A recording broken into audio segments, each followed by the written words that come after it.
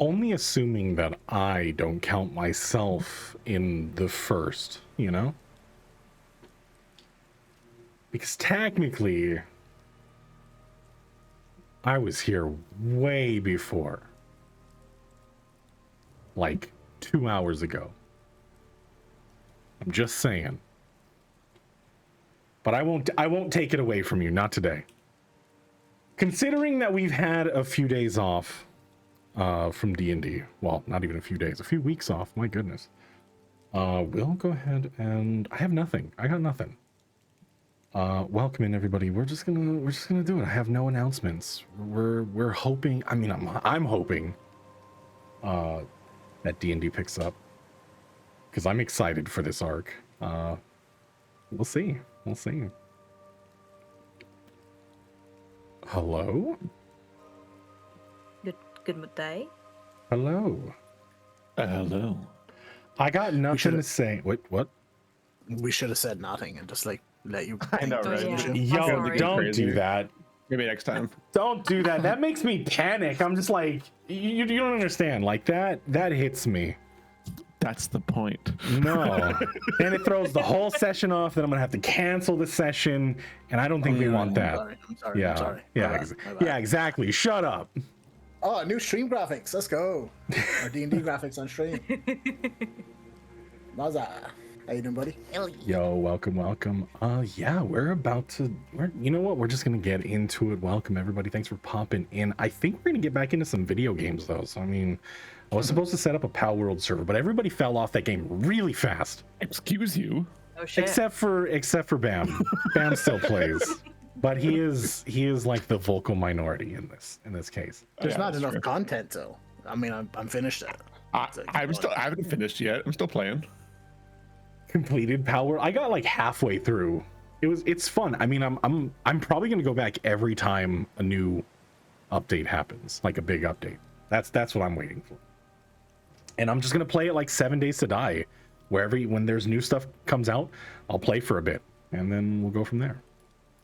But with that, I think I mean, again, I got nothing else left. So if we got no questions, no nothing, we'll go ahead and get into today's session. They were stranded, a situation neither welcome nor desired. Despite Vic's familiarity, it offered little solace, providing no practical use as they navigated the dense jungle. Thus they trudged through the foliage, seeking respite amongst the verdant interior. Under the shroud of night, a strange parrot visited the group while they were fast asleep under the watchful eye of Vic. Alpha withdrew himself from Vic and neared the translucent parrot perched upon the nearby stone ledge. It was a moment of surreal connection. The nebulous essence swirling within Alpha, mirrored by the creature's ethereal form. With dawn came an unfortunate circumstance.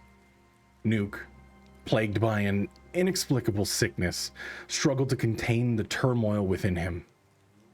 His distress manifested in a form of a dark, purplish ichor, its acrid scent permeating the jungle air as he expelled the contents all over the damp soil.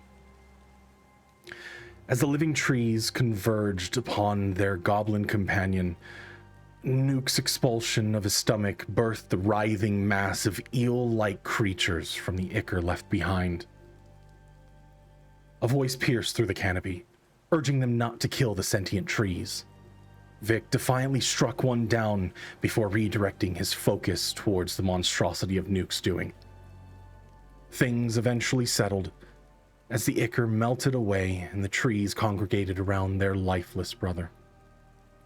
They exchanged pleasantries and learned that Thamir had a shelter and begrudgingly offered to lead the way, freeing them from the jungle's relentless grip.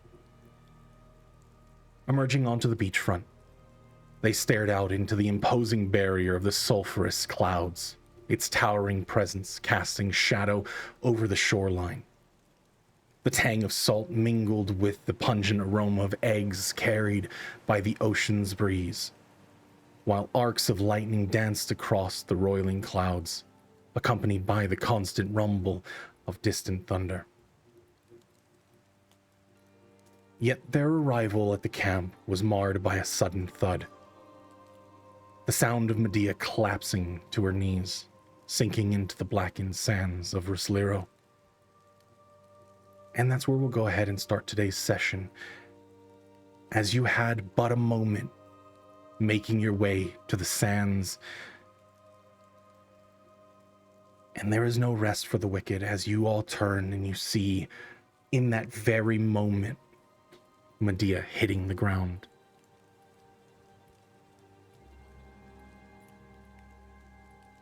What are you doing? I think Timir's gonna run up, kind of shouting "fucks" underneath their breath. I need a bed, somewhere to lay her down safely. She's had a rough go. He is not okay. Wow.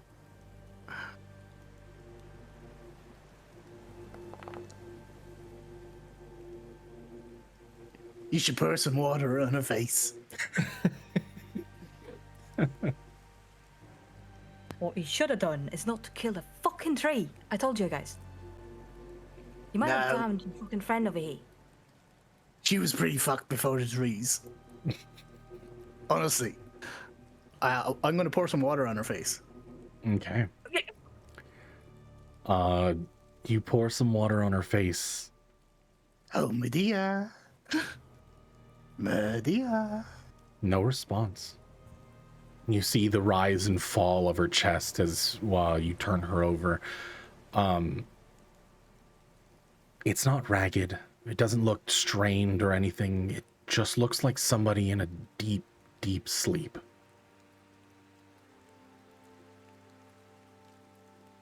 Medea?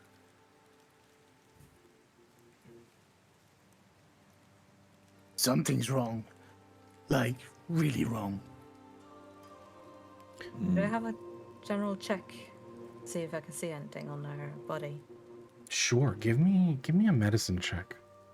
And while you do that, Kaylin, you just watched your friend, the one that you just got back, collapse in front of you. No sooner that you had retrieved her, it feels like she's slipping away once more. What is going on through the mind of Kaylin?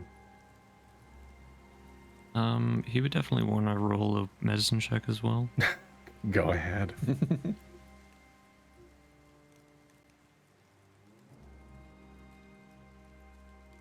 With a 10, there's no discernible mark.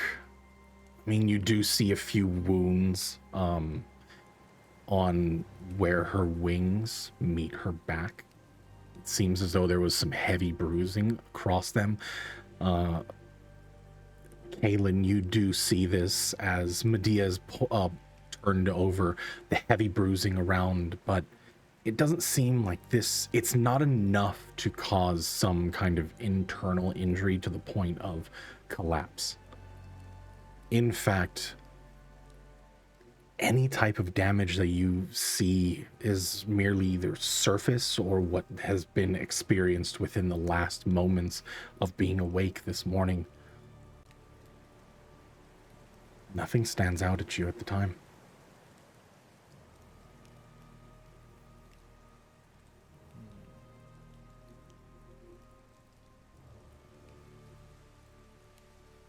Well, if you could get some help, you can carry her inside. I have a makeshift bed. Should be fine enough for her. Vic will just bend down and pick her up himself. Okay. Show me where. Demir's just gonna lead away into the shipwreck, showing two crates next to each other, to making it like a makeshift bed. Right in the corner, you do see as a place where you can place Medea down, resting. She never You think that- toils. Go ahead. She never moves. She never shifts when you pick her up. Her form completely lifeless in your arms. There's no resistance given. It's 100% dead weight. You think the trees had something to do with this? I guess in any, they'd come at a bad omen. This looks like a bad omen, if I'm gonna be honest. I don't know. I think this is what happened in the club. Insert number here. Club. It's a long story. Before Just we got her got back. Go ahead. here. That was it. Sorry. Oh, okay. My bad.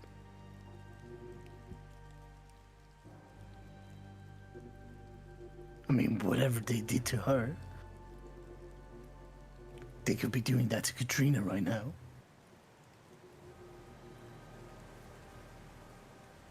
Can't think about that right now. We need to get ourselves off this island. Katrina made her choice.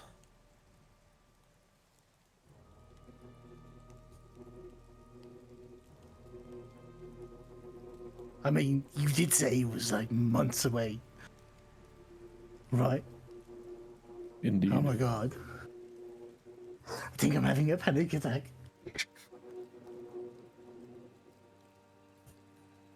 You're alright there, small one. Who are you calling small one?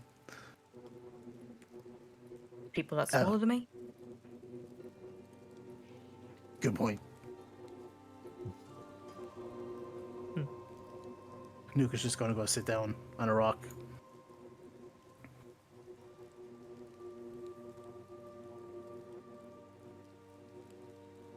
Well, you guys came here. You guys needed something. We need a way off this island. Well, you and me both. What about her? Is there anything you can do? No. Not as far as I can tell. I have basic knowledge in healing and no miracles. Sorry. Empty for those. Have you seen something like this before, with just collapsing like this? Fair and sharing different bars I've been, yeah, but no. Not like this. She's breeding. Blessing or a curse.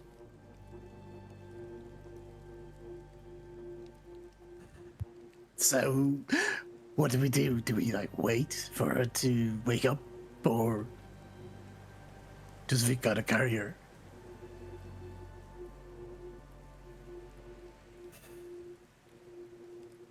That kind of just It's looks safe. around I was gonna say it looks around the area like, will she be safe here? But I guess as you're saying that. Yeah, sorry. That's right. No, it's okay. You're good. You're good. No, yes, she's safer. As far as I can tell, she was safer. Not too many have come here to bother me. Usually, the further in you get, the danger it will be. Things usually stay away from the beach.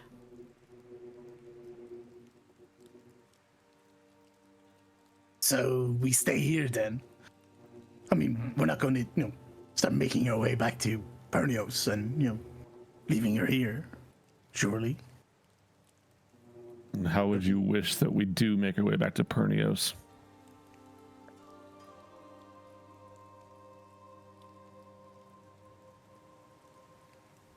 Luke kind of stands looking to the east. Goes to say something and stops and turns to the west. Would you like to swim there?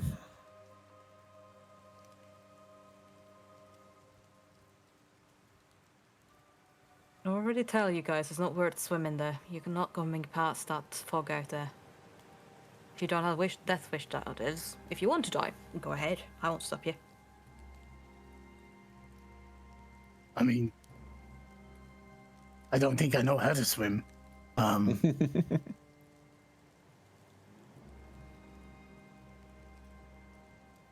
help you there, bud.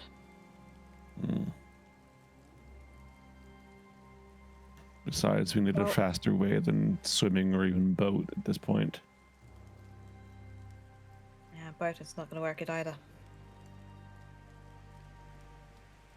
I guess if you guys need some more information, you can go, well, towards the children, as I mentioned before. Close to the mountains. But it'll take some time to Children? get there. Well, It's- I must have missed that part. I don't know if you noticed, but vomiting black creature. Fair enough. No, there's someone that calls themselves the Children of the Astral Guardians or something like that. I don't. I do some simple trades for them now and again. They need some food or need some help with something, and I get, well, whatever I'm in business in.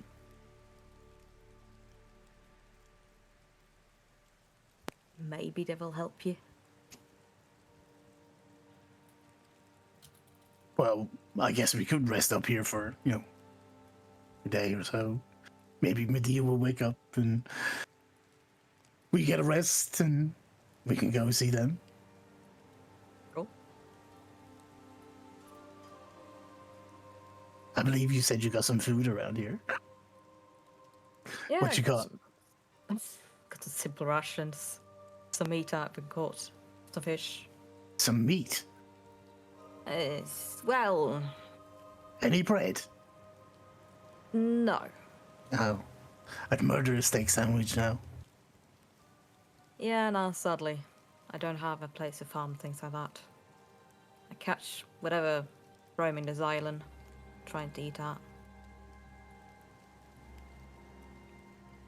Some things just looks a little bit weird, but as long as you don't think about what you're eating, you're good. Nuke just giggles to himself. Think about all the gnarly things he's eaten. Speaking of things looking strange, what do you know of the creatures in this area? Something paid us a visit last night. It didn't quite look like anything I've seen before. A bird of some sort. Almost fluid-like in its core. Samir, give me Can't say I've seen none of those. give or me maybe. a history check. Sure, thank you.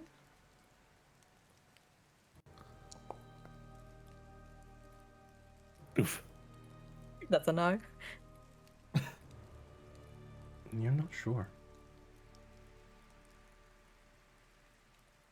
Not sure, no. But what I've seen is though is things with scales, nothing flowy or whatever what you mentioned. Mutated, but nothing like that. Perhaps these children might know more then. It was strange.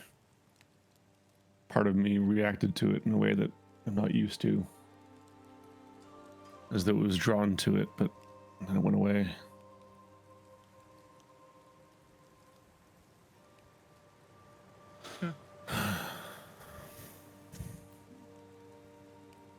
Get some rest. Can't stay long. We need to keep moving. What time of day is it right now, anyways? It's a little past afternoon. Okay. If she doesn't wake up the next couple hours or so, we should just find a way off. Find these children if we can. We'll turn here in the evening.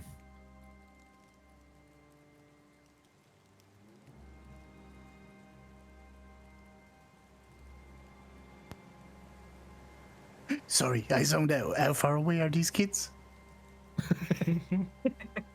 I don't know if anybody said it. I don't No, think so. I- No. Shoes in my, some said- stones in my shoes. Thamir, you would know There- that the trek there is about 20 minutes or so from your camp. Oh, okay. We can get there. Well, not sure how fast your small feet can move, but 20 minutes? Give or take. Maybe 30 with yours legs.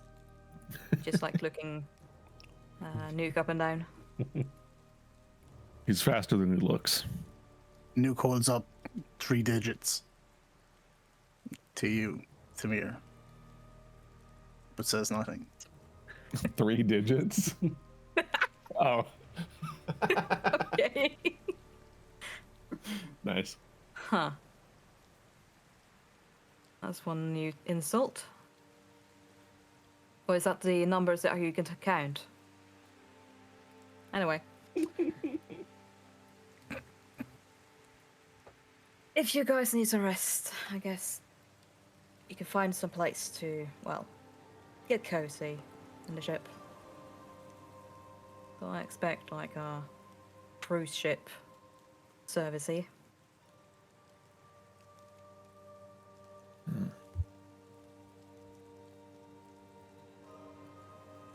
I'll be all right myself.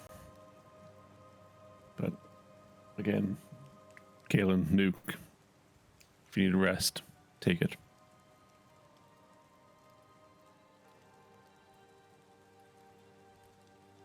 I mean, I've heard about this meat like twice now. Not yet seen it. Big package, you know. Can you point me in the direction? Right. Yeah, come here. Follow me. There should be one of the caskets inside here.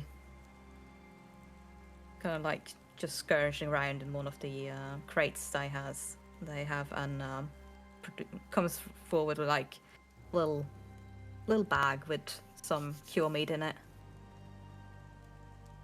Oh, There you go. this is very nice. Quite clean in here. Sure. Once they're in the ship, Vic will go to Kalen if he's staying outside anyways. And he'll say, go with them. Watch her. Or watch them, sorry. That's right. Kalen I'll keep watch out nods. here.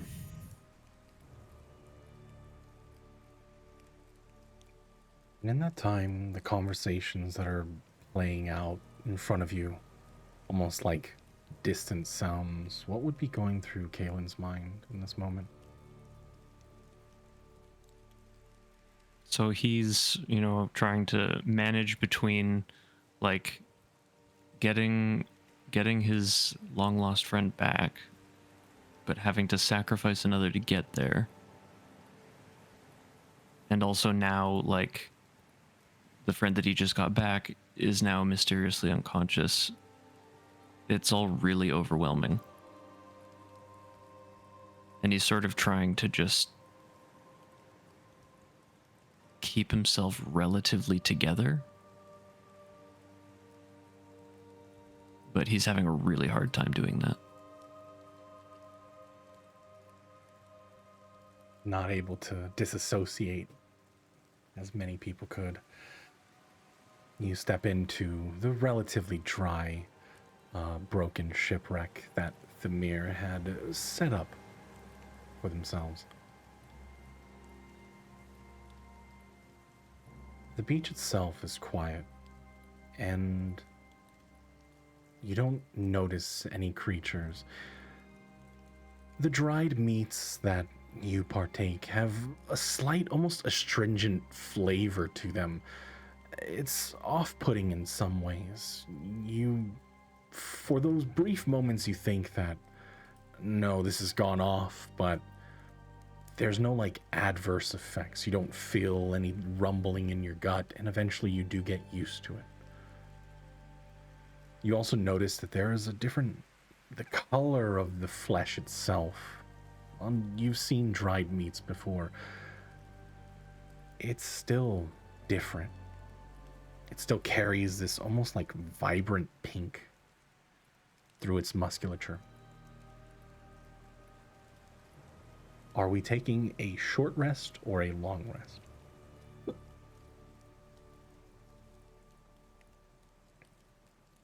Sounds like a short rest, I think. Right? I would think a short rest, but Yeah.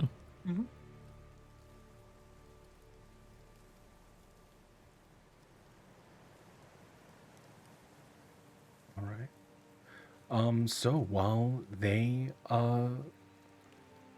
you all sit inside to take your rest, Vic, you walk away. What are you doing? I want to try and connect with Alpha briefly, at least. Just it'd be more talking in his head. It wouldn't say anything out loud, but it would just be, what was that last night? Why were you drawn to that bird thing?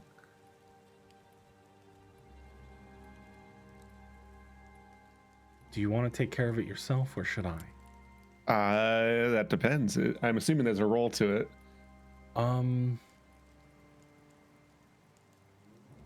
In this moment, I mean, ever since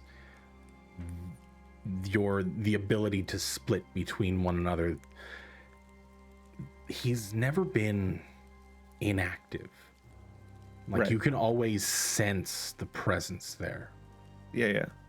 And his voice does come through. There will be no roles for this.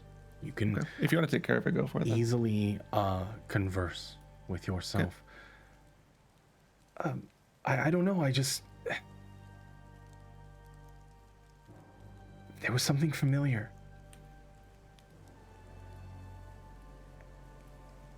And Familiar. it drew me in. I mean, you left me briefly. I could see you. That doesn't really happen often. Aside from, when I use the orb and, well, in that room, but Ever since we got to this island, I don't know, it feels like home. There's something Like familiar home. about this place.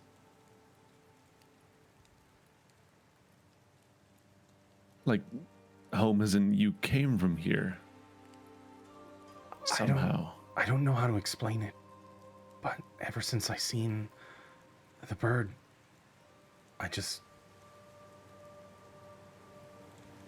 don't know, I just knew I had to be here.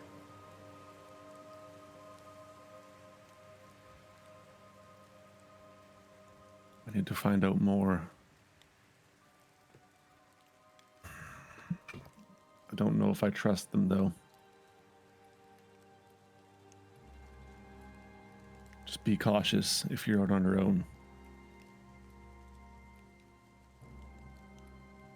You get this sensation of like acknowledgement, but no verbal response. Do you hear? He'll then turn his attention back outwards again and keep looking around, make sure nothing is coming towards them, or that we're not like drawing attention in any way. Give me a perception check. Sure.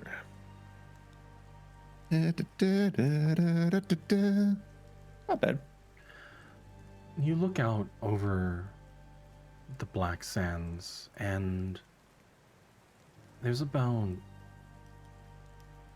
100 feet away, you see these three smallish creatures kind of walking along themselves, like next to each other. They almost look like guinea pigs, but they have more legs than four. You see almost like caterpillar style as they're just walking around the beach as they bury their faces into the sand. Evidently not a threat, though, I imagine. No. They just seem to be kind of looking around, like nosing through the sand, trying to find something. But eventually you do see them kind of scamper away under, back into the jungle. Okay. Fair enough.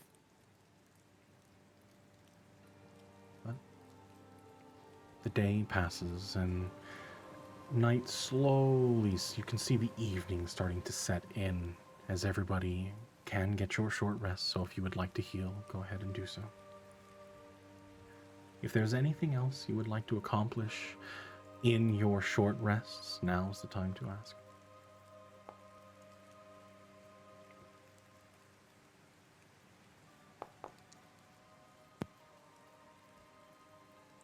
Nothing here.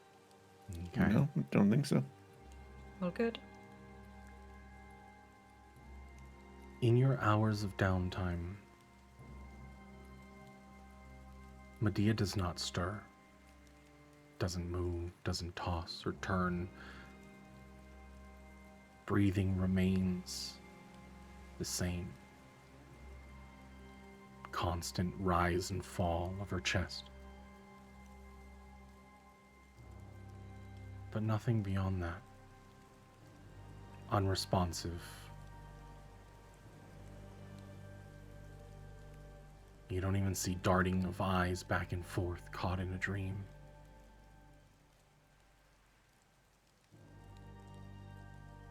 Lifeless, but breathing.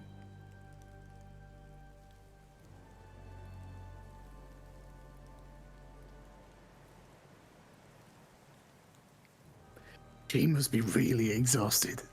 I mean, we don't even know what happened, right? I mean, maybe they sleep deprived her. Torture or some shit. I don't know. I stuck my finger into her ear. She didn't even flinch.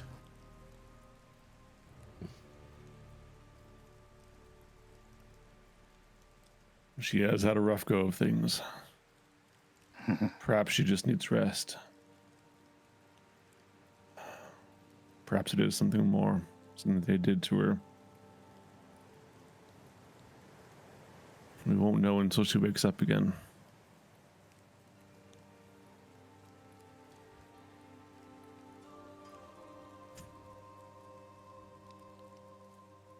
Are we ready?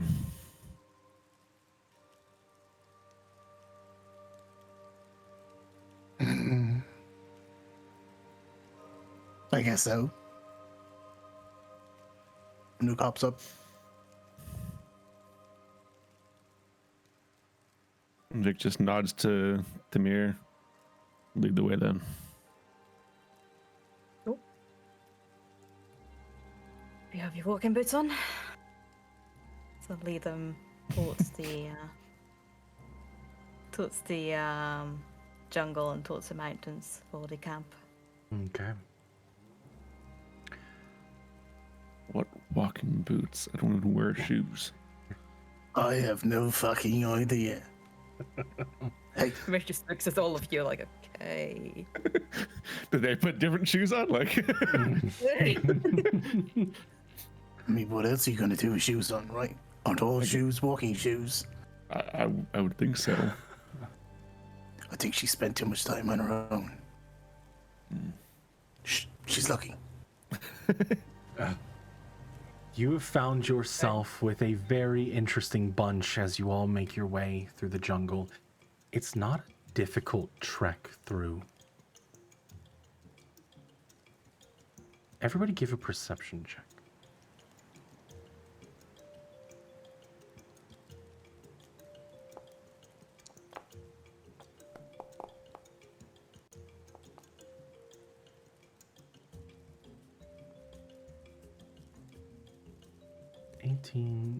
Those aside from Thamir, you're focused on heading over to the children of the Astral Guardians, making sure that you're not stepping on any of their snares through the jungle.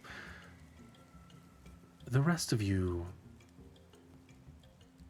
can't help but to feel watched this whole time.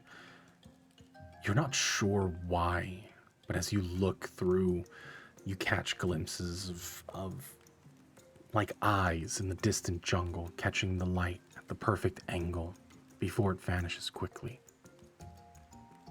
Jungle itself is watching. Vic What even and Nuke. Go ahead. Go ahead. Yeah. No, go.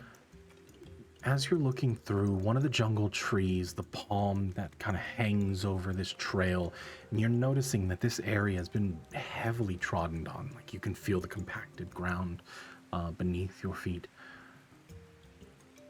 You catch sight of it again, Vic. Nuke, it catches your eye as well. The parrot. You see it watching, perched right up on the bend of the palm tree that hangs over the trail that you're following. Doesn't squawk, it doesn't move. But Nuke, you see this. You see almost in its center. It reminds you of Alpha in some ways. It's translucent. You can see these colors of purple and pink swirling within itself, specks of almost slight glowing lights. It reminds you of looking out of the space station as you spent most of your days on Tenebrae Station, the distant nebula in the expanse of space. I think Vic just stops in his tracks. Yeah, You see that, right? I do. What the fuck is that? That's what came to me last night. We should kill it. No, it's important. Somehow. We should not kill it. Samir and Kaylin, you both hear, I mean, as they're having the conversation, you hear, and you, I mean, do you look or you just continue on the path? Mary just continue walking. Okay. I mean, if Kalen can notice that other people have seen something, he is going to look around. Yeah. Like, he's going to try and see whatever they're seeing. I do not take my eyes off it. No, me neither. As you pass under the tree, continuing along the path that the mirror is taking you on, it does, and it flutters away, vanishing Is it going- past. Is it going the same way we are? Yes. Okay. Nothing happens along the pathway. However, the jungle starts to open up and you see the trees, the brush, everything starts to thin out in an area. From a distance, you see what looks to be a very tall stone-hewn wall of these very thick, long slabs stacked upon each other. It was crafted there, and you see these giant wooden doors that slightly hang open. You watch as there are two individuals that flank the doors on either side. You have one with a bow on their back, the other one with spear leaning on it with their elbow, just kind of like yawning and looking around. They do look in your direction, but they don't make any aggressive motion at you. You notice along their forms, most of them humanoid in shape. They have almost like soft pinkish color skin, but you notice that there's something off about them. The one with the bow, you notice that his legs, the knees bend in the opposite direction. You follow it down to the feet and they're clawed, almost like a creature, a beast of some sort. Part of the face of the one with the spear, you can see this heavy, deep green, scaled-like skin that runs all the way down the neck, down the chest. And it's marked in some way that it looks like it was burnt. Some type of scarification across the scales to have this intricate pattern, a design that repeats itself all the way down the length. It does end in a almost lizard-like clawed hand. But they don't make any motion to you.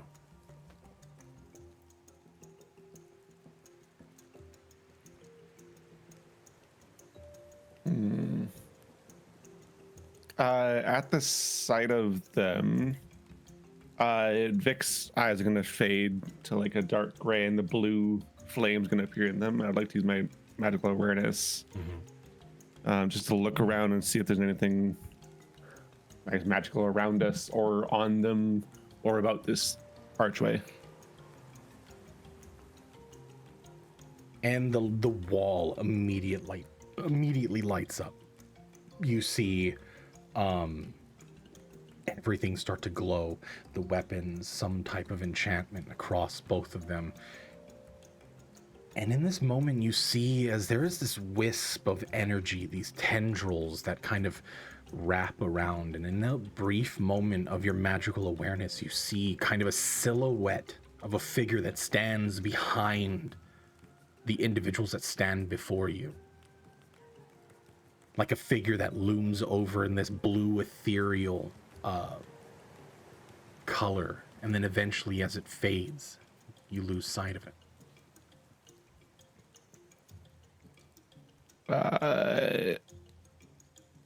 I assume Thamir is still leading. Right? So I'll probably be behind them, but I'll put my arms out to either side to kind of stop Kaelin and Nuke. Like there's something else there. Something's watching still from behind the wall. They're behind the wall, right? the people. Behind the people, sorry. Literally, each of them have this like ethereal, like almost astral projected style or figure behind them. Interesting. Never mind, not from behind the wall, but from behind them. And the wall itself, you said, was magical in some way as well, right? Yeah. And something about the wall itself is strange. Let them go first. I'm assuming, Thamir, would you have stopped when they stopped, or would you have just walked into? Yeah, I think the mayor was like looking behind them, seeing they stopped. Like, are you scared, or do you not want to talk with them anymore? Just, like, You probably would have looked back just as his eyes were going back to normal. I'm like, I still wish to talk with them, but what are they? If I could pick a word, natives. Give or take.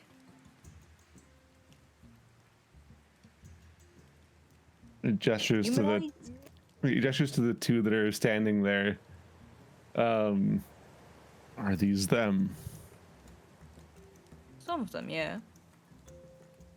And as you say that, you look through the open gates, and you can see kind of like in the center, there are several like houses flanking on either side, and the main open of this main road that runs through the center, you can see as there are a couple children. You see a small tiefling with another affliction, one with a very large arm, the other one you see a gnomish individual, but this thick tail protruding from their back as they run, playing through the streets. You see they're playing tag, and you can hear the sounds of laughter from beyond. There's something not right about this place. Some kind of magic at work here.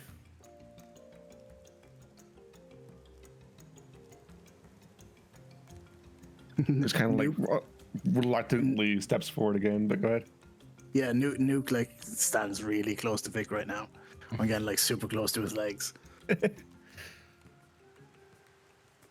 Okay. So, are you all approaching? As you can see, you can see as these buildings are, you can see within the walls.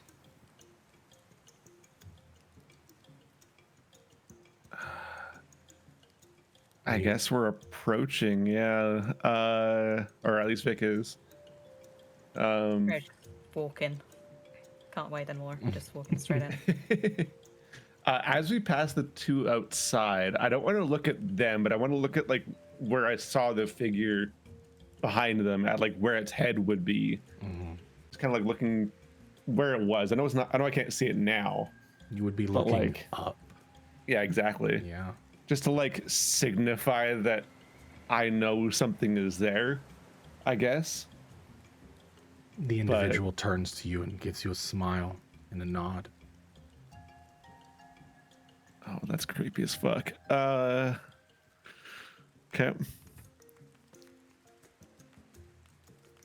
As you approach the gate, heading closer, you see from the center of this town as it opens up, walking straight towards the gate, you see a mountain of a man, adorned with various necklaces, and you can hear the clang of them. His stature is almost orcish in build, but there's no defined tusk jutting from his lower jaw. But he has horns that crest from his temple, and they're straight, like they curve perfectly. He has this bronze plate that is like rested and tied to either of the horns on the side, and it just kind of rests along his brow. Down his arm, you see this scale once again, just crawling across the main part of his body, down the left side. The clawed hand wrapped around this very thick oaken piece of wood. It looks heavy, but the way that it's formed, it's almost like natural, but it was, upon closer inspection, is more carved in that way. Both of his eyes, however, you notice they're very almost translucent blue, as you can see that the inky black with the dance of colors within it.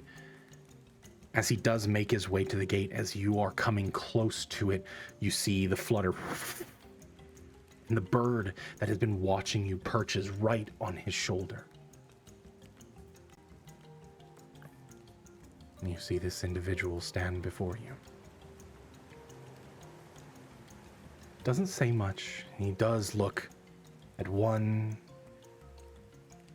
and very intently studies each and every one of you. When he gets to Thamir, you do see him give a bow and a smile.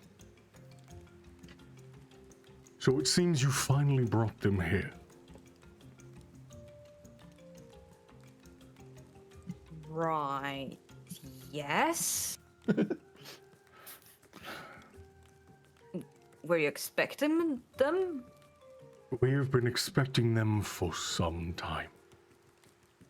Tamira's just gonna look back at them and like, you know this guy?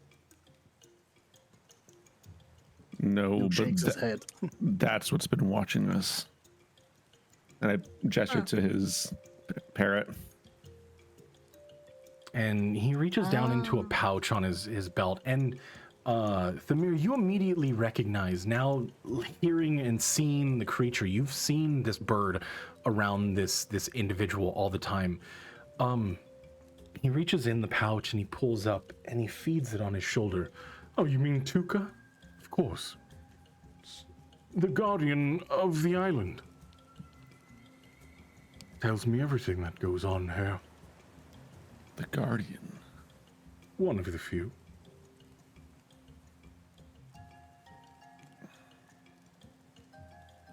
No need to be timid.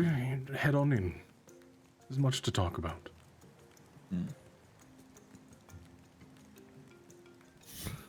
Even though he says not to be timid, I'm still very cautiously moving forward. Keeping an eye out around the area. If anyone else is like looking at us and like, well, obviously not looking at us, but like, I don't know. Something's off about this place and I don't like it. Most people are not paying attention to you. I mean, you see a handful of children kind of whispering and giggling in your direction. Mm-hmm. You hear Are there their any other voice. adults in here? Yeah, dozens. Okay. Yeah. No, this place is full. There's people that are working and doing just daily tasks, keeping things. You watch on the east side, of the village. Inside the walls, there's just a lot of cultivation. The fields are being plowed. There are other people that are carrying and moving, pushing carts along the jungle with various objects in crates, just moving from one place to another.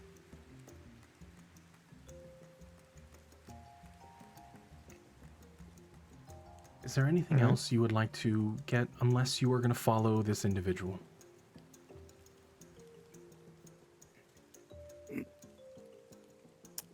I'm keeping a fair distance behind him, but I'll follow.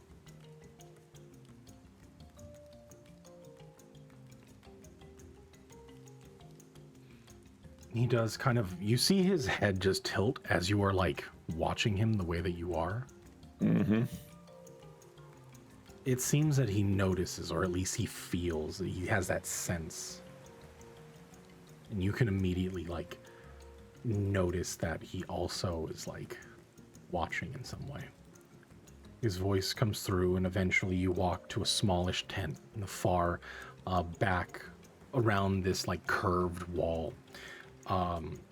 In comparison to the rest of the buildings, this one is more modest in a sense. The walls, just a heavy canvas. The top of the tent still like covered in this thatch type material. He opens the flaps. He does like wave you all in. Please.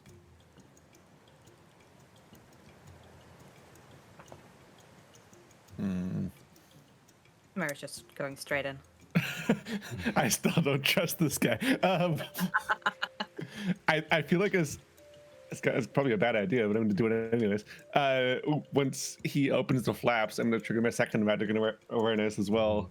Just to look around and look at him now as well. You can see, with your magical awareness, you see a very looming creature. You can see this almost gigantic wave of a tail from behind him. And a very, like a faint flicker of these wings that expand the length of this tent on either side. It looks as though if he wanted to, you could wrap the entirety of the tent within these like ethereal wings before they vanish out.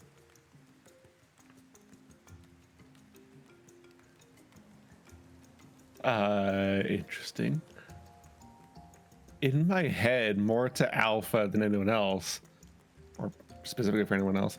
Yeah, to Alpha, it's like, still feel at home here.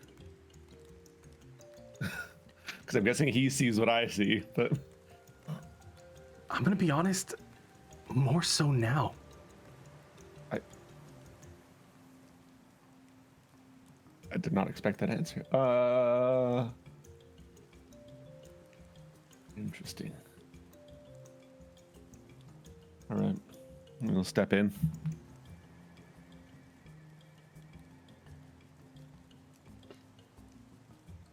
You do see as he settles down onto the ground, there's no chairs, no nothing. There's just a lot of furs that are like rested on this, like sunken in. There's a simple fireplace with a pot that hangs over it that's constantly kind of bubbling, sending this like waft. It's almost like herbal scent in the air. There's no liquid or anything. It just looks like a pot that was filled with some type of incense. There is a floral tone to the room. He does settle in. He takes a moment and closes his eyes. Was there something that was going to be said? I don't think so. Okay.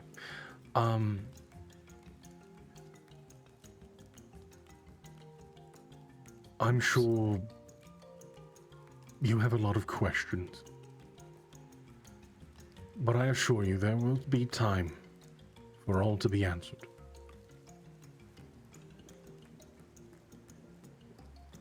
I'm surprised it took this long for the Godspoken to make their way here. Not questioning things, but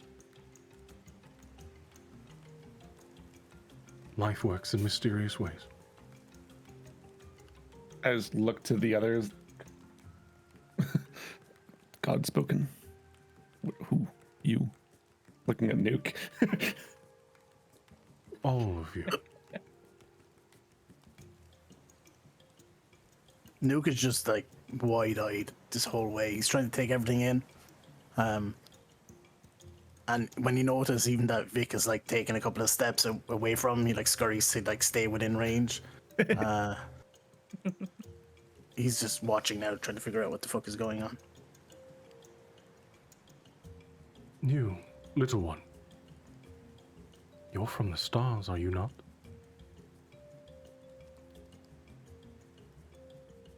You're certainly not from here.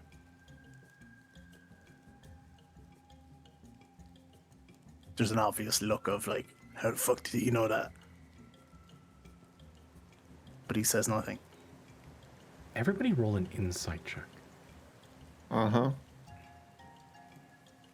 Gladly.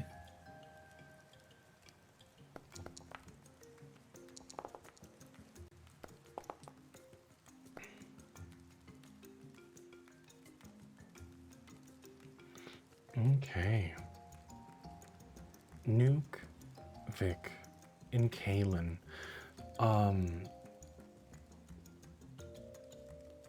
You do notice that every time, I mean, he looks in your direction. And every time he speaks to somebody, especially now when you've seen him speaking in the direction of Nuke, he's not looking at him. You get a sense that his eyes don't really see the way that they normally would. You can't really tell. And you're not sure how much he knows. But Nuke, when he said, or when he asked if you are from the stars, there's just something about it. Why would he know?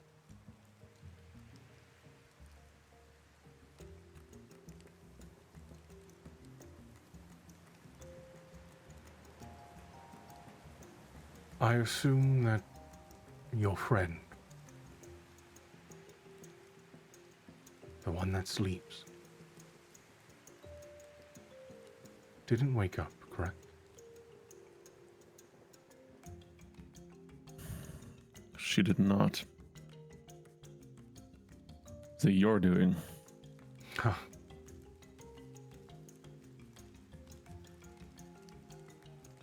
It's funny that the one that I suspected the most to be cautious and presumptuous would follow it by design, even though they were given free will along the way. Old habits die hard. No. It was not my doing. I think it takes Vic a minute to realize that the first bit was talking about him. Like, but it's fine. Do you know how to fix her? It's a very complicated task.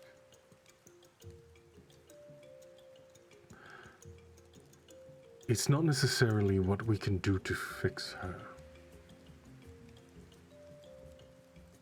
You see, right now she is lost, disconnected from the voice.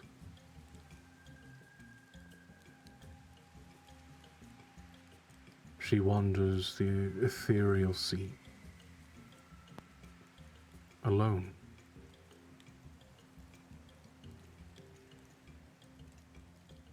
But her threads still connect her. The Letherius that flows through all of us.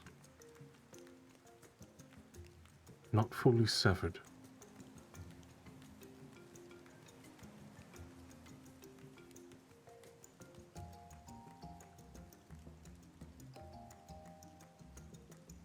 And he sits back, kind of like laying back, resting on his elbow. Question. Does Nuke pick up on it, like, any reason, like any hint of danger or... With your insight Danger, check, I it doesn't look like there's any, like, he has not shown aggression in any way. In fact, he's made himself to a point where he's comfortable. Like, he's putting himself in almost like when animals in some ways like give themselves vulnerability, like a cat showing its belly. You see him that he's laying down, putting his legs up on, not resting down into the pit, but more so a lazily manner in some ways.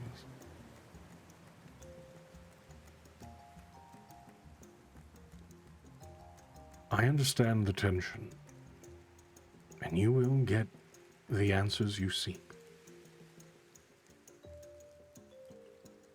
But I promise you, you're not ready for everything. If you blindly chase, like you have been, you will certainly fail.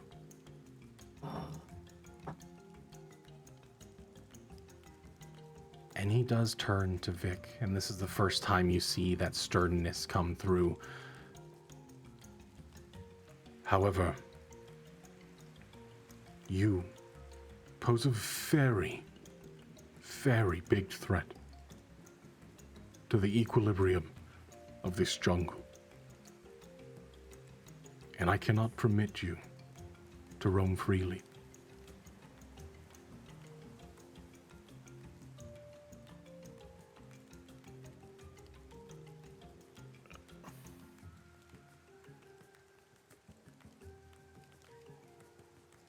Oh God.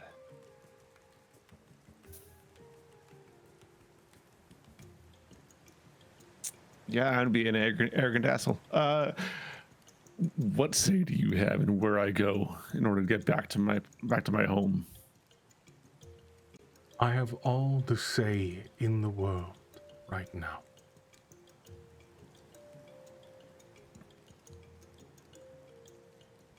You who won't even show his true form. He smiles at that. So you're capable of seeing, instead of blindly chasing the rage. It's good on you, being able to think. You should embrace that more often.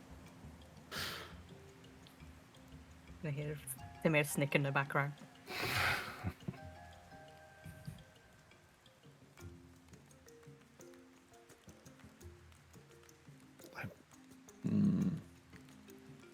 I'm able to see more when I need to, yes.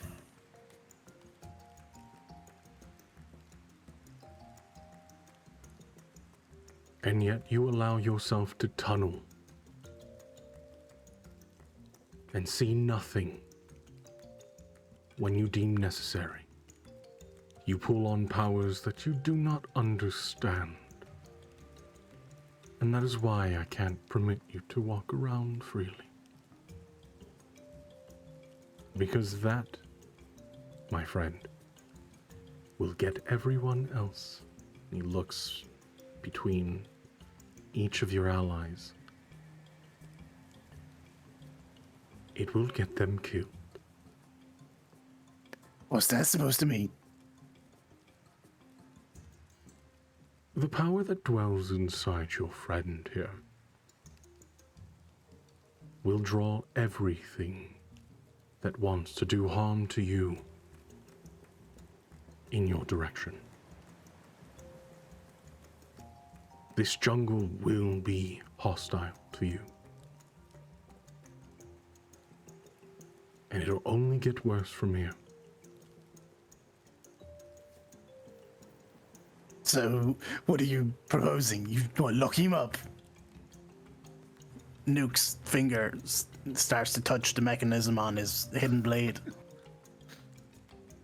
We are no stranger to hostility.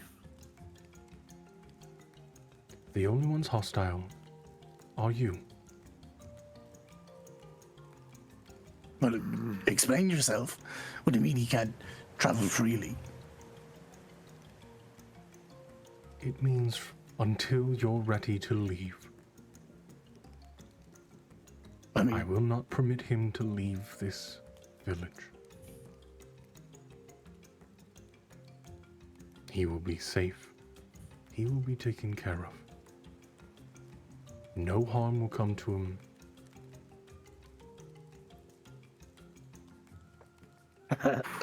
that's not happening. I assure you it is. Vic turns to Thamir. Did you know this? Did you bring me here to be a prisoner? Is that why I'm here? Dude, I met you hours ago. This dude, no. Just no. I did not know. I didn't know his plans. I didn't remember his bird. What do you want from me? And to be honest, he kind of has a point. The rest of you are free to move about. The problem is, the jungle will claim you if he roams with you. I can assure you of that.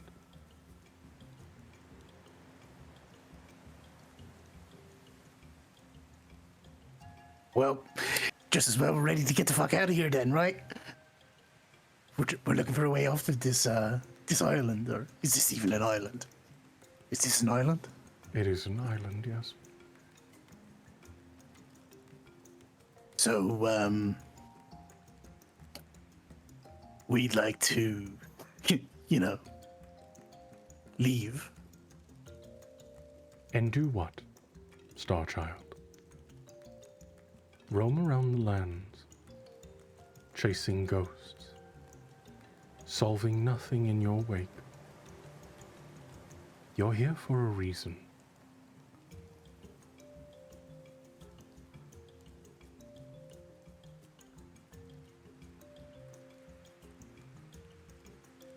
Yes, we're here because we trusted someone we shouldn't have. You're here because the gods willed it that way.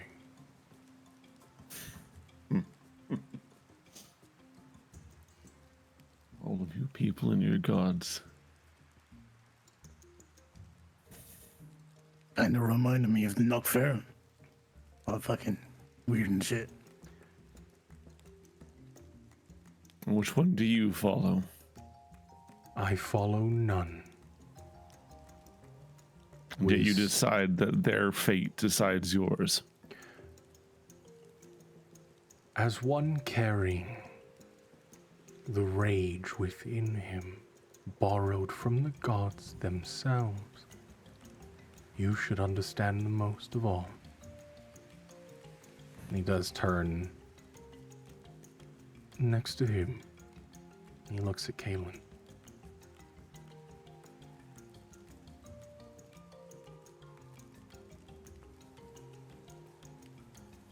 You could spend the rest of your days wandering around, questioning everyone, shunning any other details, information, things that people try to give you to help, thinking that your own direction is the only way to live. But I assure you, if you keep this path, it will never end well for you.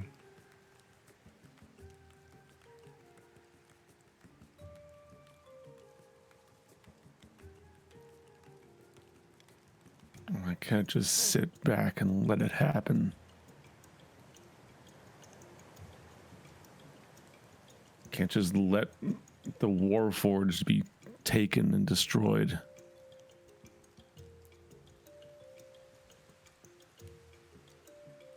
You're living a battle that has been won centuries ago.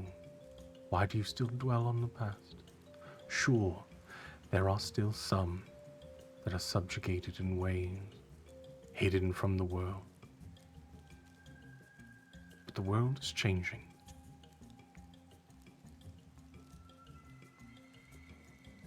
You serve a new role. Learn to embrace it.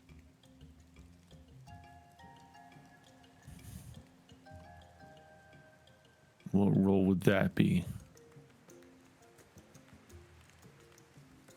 That's to be determined. From how I see it now, you lead the world to destruction. But go on. Chase nothing blindly and see where it leads. Or find trust and faith in those that are willing to help.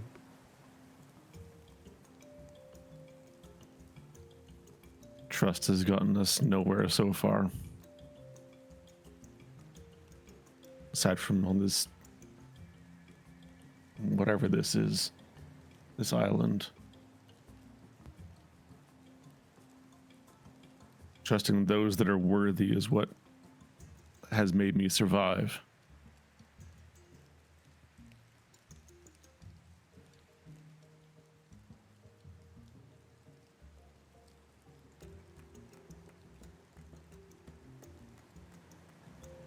Blind survival.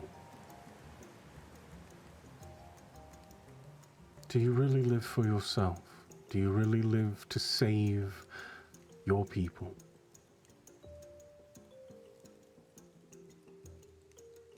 I live to save those that I can.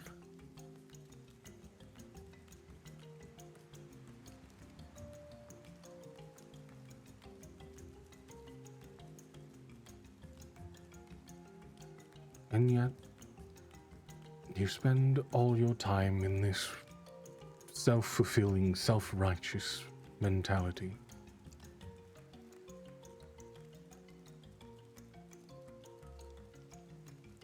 You've all been injected into something far greater.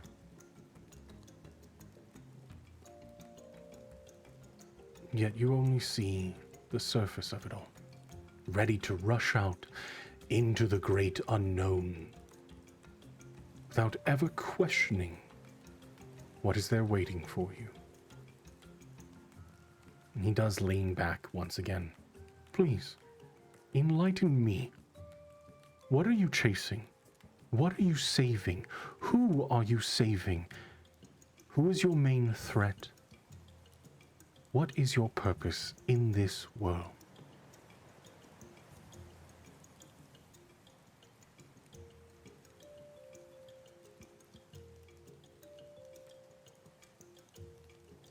And Vic just kind of looks at Kalen and Nuke.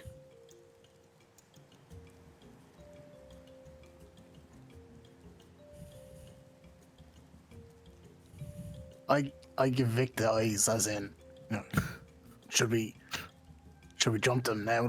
Like, I'm waiting for the fucking signal.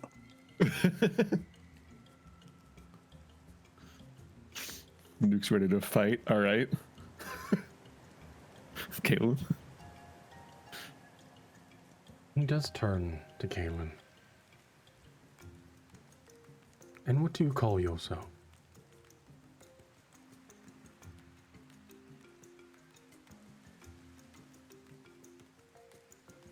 Kalen?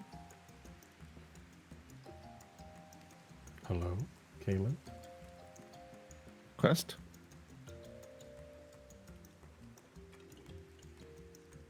Hello? Is he there? Are you muted, good sir? Hello? There There you go. are. There Hello. Sorry, my mic did something very weird. All good. My name is Kalen.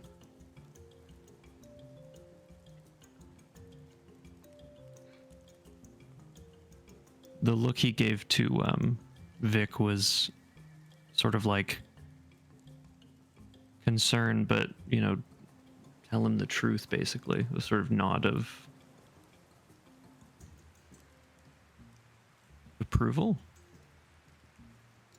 Okay.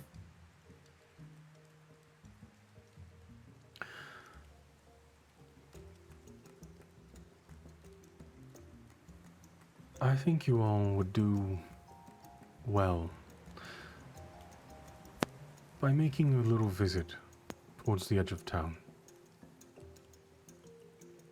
There's a small building right at the edge of the wall.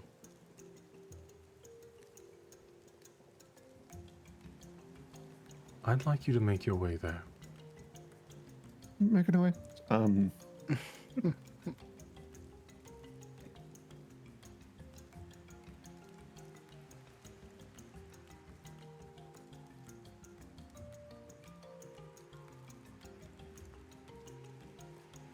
To answer your previous question, we have a few that we need to manage and take care of. A few enemies.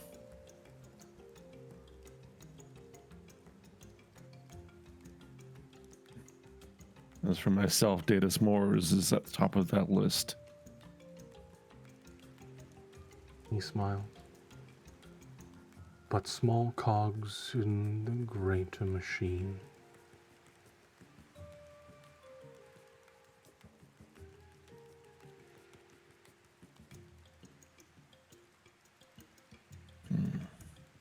Please. Let us head over to the place that I want you to see.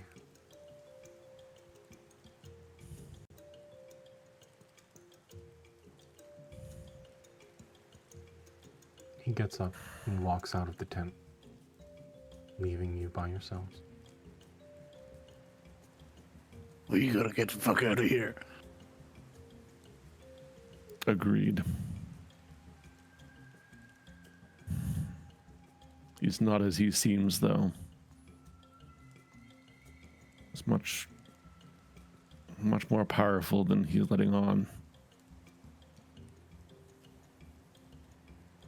I'm afraid even I would not be able to leave if I wanted to, as he says.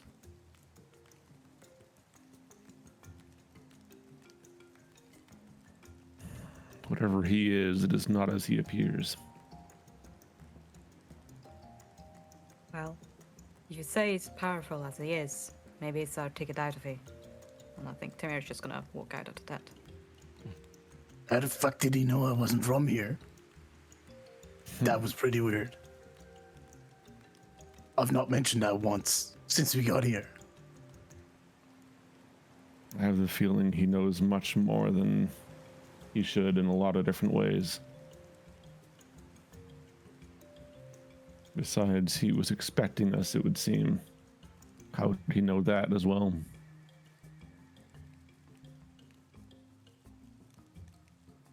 Oh, maybe he's like infected with that toximosis thing. You know, thing that Datus and Kaelin can do. All fucking in your head and shit. Possible. Did you get a connection to him, Kaelin? Did you feel the same as you had before? Can I check? Give me a wisdom check.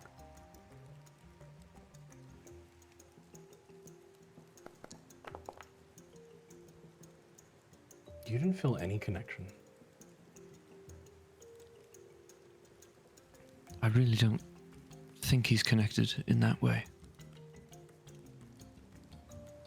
His knowledge comes from somewhere else. So, just to be clear, we're following him. We're not running. We're not going to try fuck him up.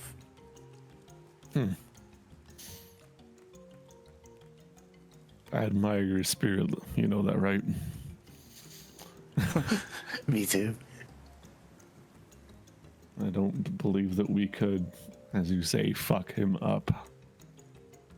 Even if we wanted to. Well, sounds like he's going to imprison you. So,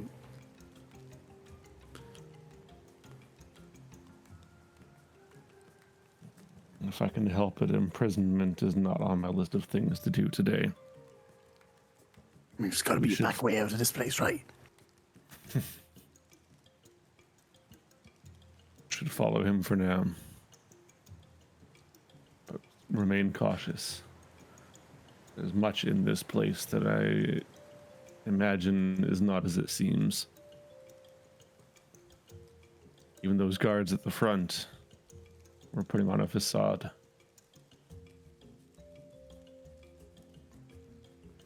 It's quite impressive, actually. Their actual size. Nuke squints. Hasn't a fucking clue what you're talking about.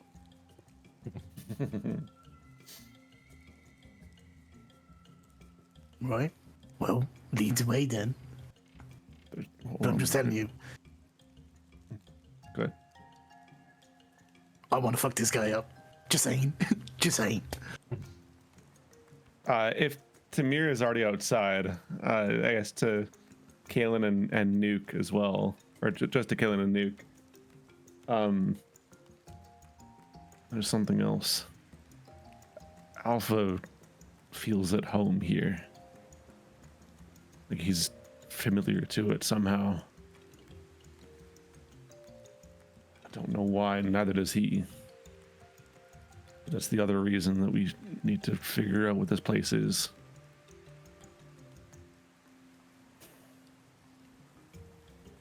Just follow him for now. There's like a look of Nuke, like deep in thought. Once you mention that Alpha feels comfortable here. Mm-hmm. As curious as this place is, he seems to know it somehow. So maybe they're not full of shit then. I was getting like knock firm vibes, you know, like fucking cults and shit. I wouldn't guess knock Ferrum, but the cult is not yet out of the question. Let's go. While that is happening, as you step outside, Thamir, he doesn't turn to acknowledge you. He simply just talks. I apologize that we haven't been as upfront with you as possible, or as we liked. Unfortunately, the world works in strange ways, and you found yourself within the threads of fate.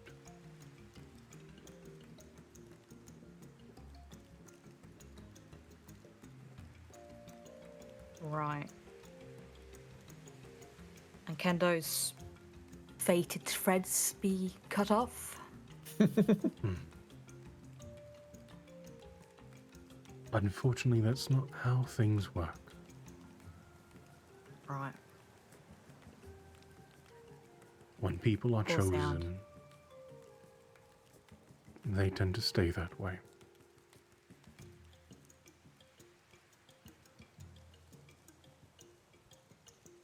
And who chose those? The one in the place we're going to? You? The bird? That's way beyond our scope. The silent gods that still want to see a good resolution to everything that plays out before us. Right. And do they take our wishes in their mind as well? By any chance? Unfortunately, that's beyond my scope.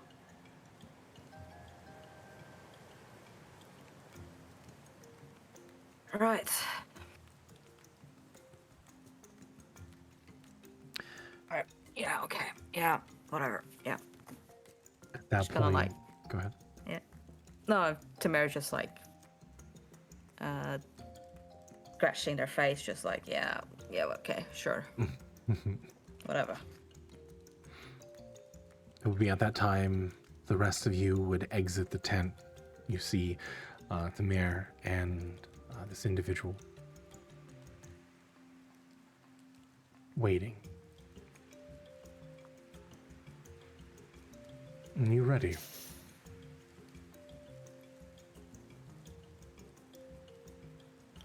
Lead the way, I suppose.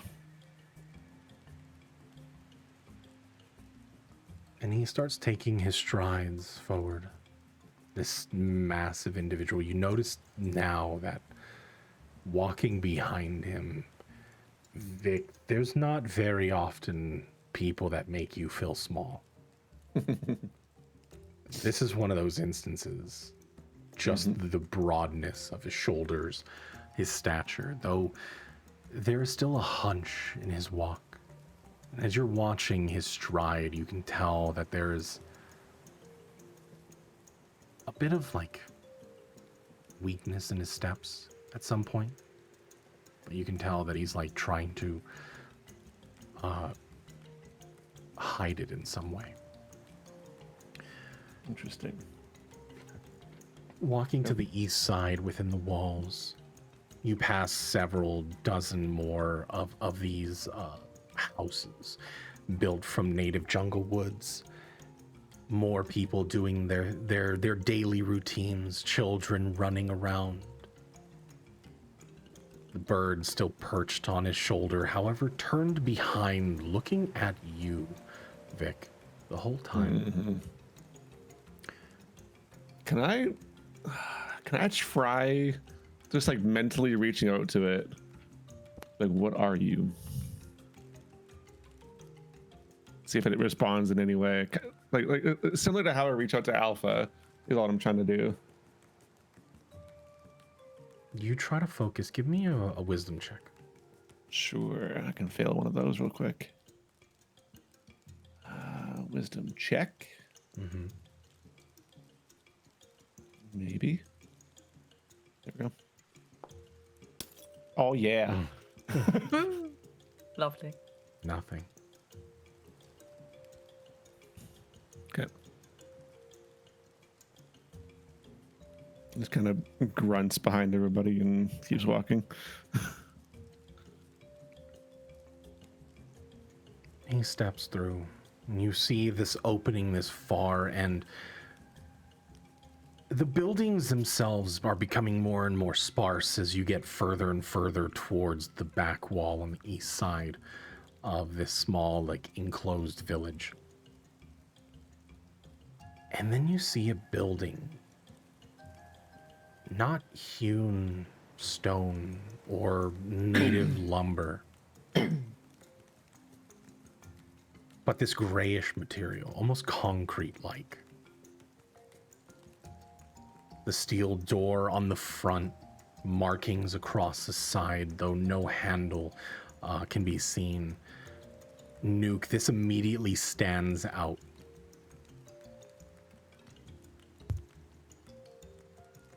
This material, I mean, the steel that is used, the way that the structure in this front of this building in the frame,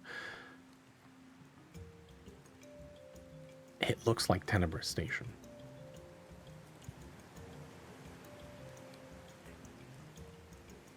How close are we to it? You're about 100 feet away as you're walking up to it. But it's very similar to a lot of the the buildings that they would put down on the planet that was nearby Tenebris Station for like mining. They were all like the temporary buildings that they would use to house any of the people that would contract work from them.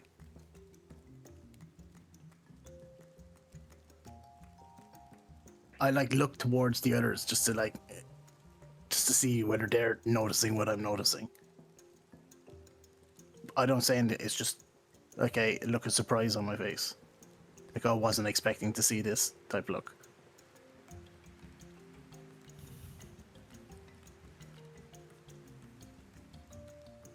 But I say nothing. Okay. Vic hasn't taken his eyes off the parrot. So he probably doesn't even notice that Nuke was looking at him. You all make it to the door. And instinctually you watch as this almost dusty cloud comes billowing out as it instinctually just opens up as you approach. With a very familiar, to most of you aside from Thamir, it does give you that feeling of, I mean, it's not that dusty. Sorry. Rude.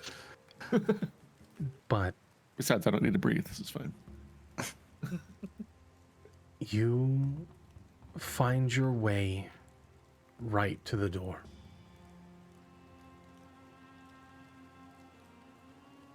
You see a flicker of light from the inside of the room.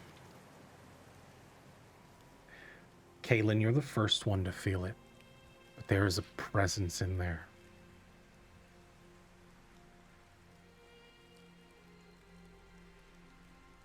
It seems Do I to know be... what kind? There is this looming feeling of dread.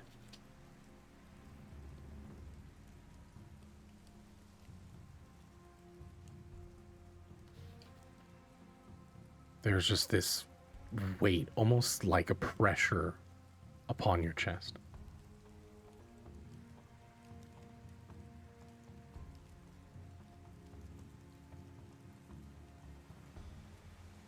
But it's difficult to... It's not telling you to flee. There's nothing that's fight or flight that's kicking in. But it feels like something is waiting for you. Can I sort of reach out and figure out what this feeling is? I will have you not make a save on this one. You feel your mind instantly connect.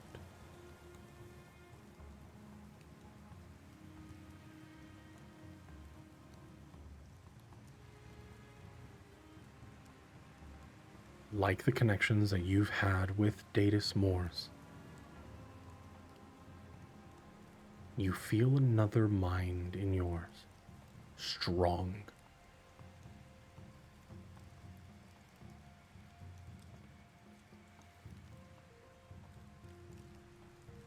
Do I recognize it?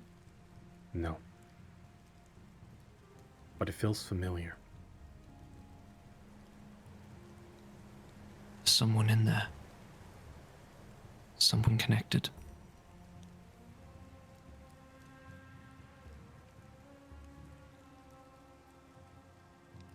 This individual does turn to you.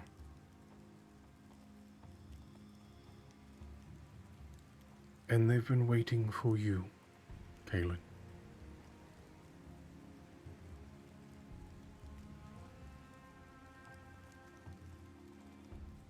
Who are they?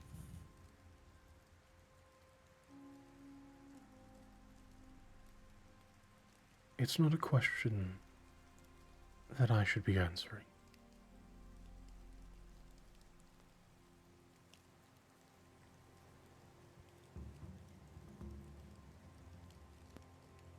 You expect us to go in there without knowing who's waiting for us?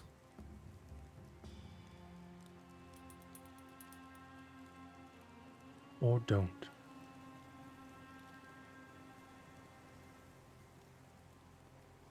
Continue to live in a world of doubt. There's not doubt, but caution.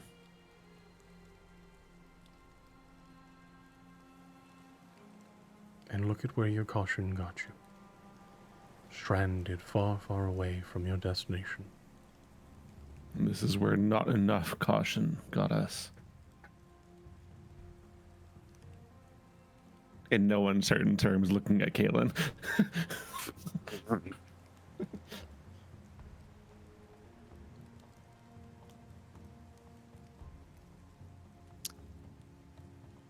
You know what? Kaylin is gonna just push forward. Okay. Oof. Okay. You walk in. And that pressure just kind of builds. You enter a room, or you watch as Kaylin vanishes into this very dimly lit chamber. Can't really see too much in there aside from flickering lights, but you can hear the sounds of machine from the inside. The door remains open. Do the rest of you follow? Nuh-uh. They will fucking. walk after. A little like message appears in the top left of the screen. Vic disapproves, but then he'll follow. Okay. So, Newt, do you stay outside?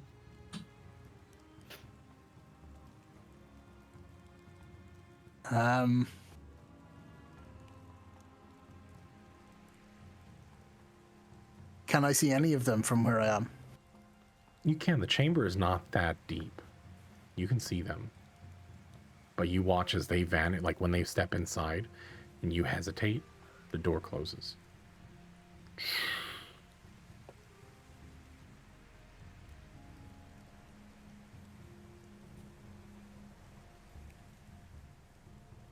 Do you I stay remain standing outside? looking at it. Okay. If the door's closed, yeah. Door's closed. All right.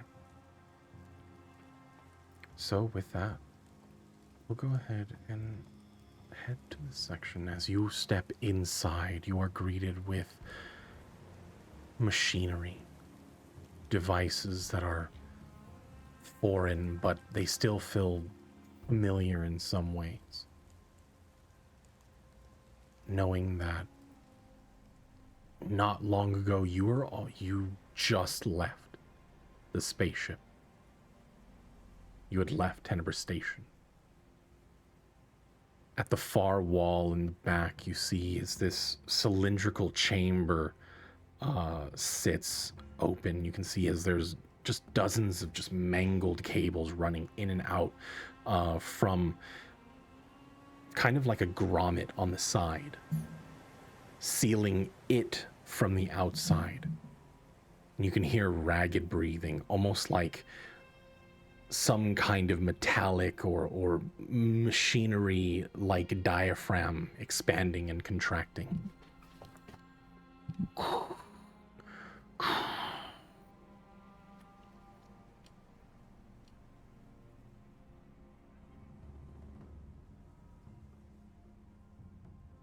Kaylin, the voice comes to you first.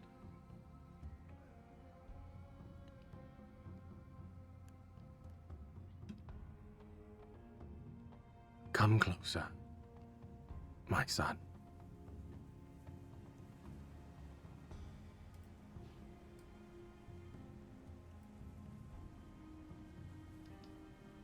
Who are you? Do you approach or do you talk from afar? I talk from afar. I don't know who this person is. They are within that cylinder, and you cannot see them from now.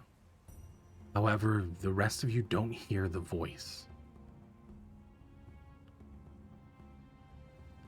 There's nothing for you to fear. Please, come close.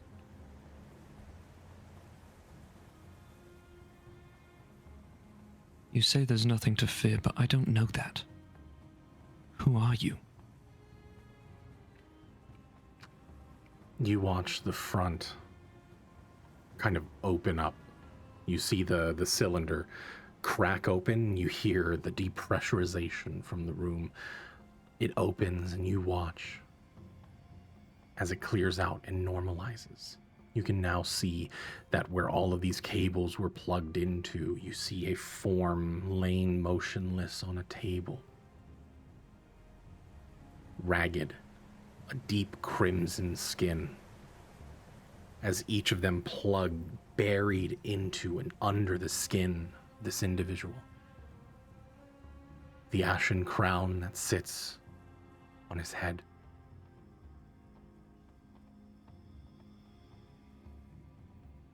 You're looking at another, a form that is very similar to your own. Though ragged, thin, broken, on the left side, missing an entire arm, broken, legs completely crumpled and atrophied. You can see the shape and the outline of ribs.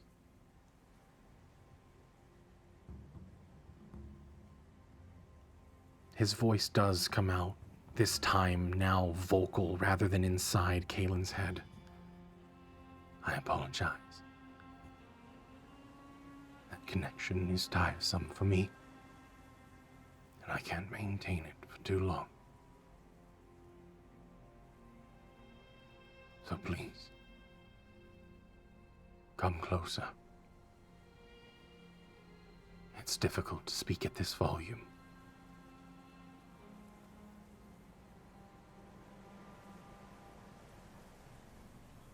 Kalen definitely is taken aback.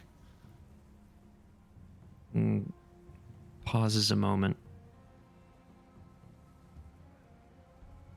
But then slowly he does approach him. Careful.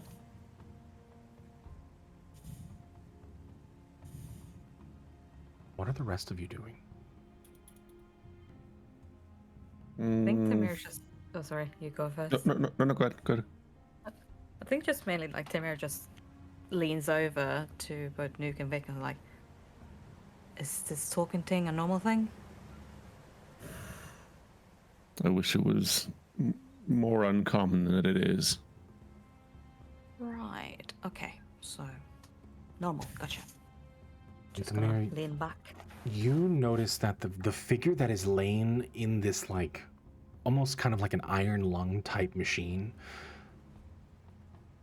its form, the horns upon the head, they're identical to Kalen, the person that is walking up to this chamber. Though decrepit, broken. You've never seen doppelgangers or anybody that... You've seen identical twins, but this is uncanny.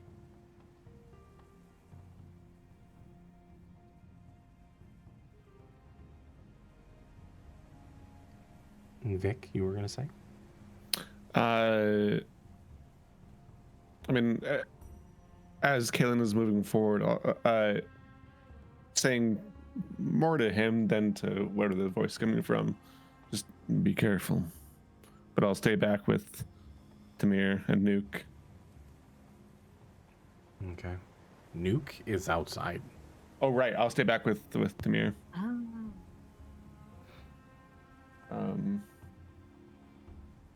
This also isn't the only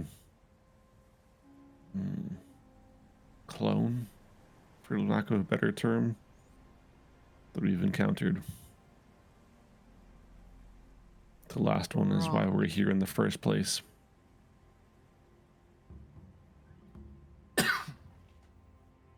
Huh. Okay. Noted.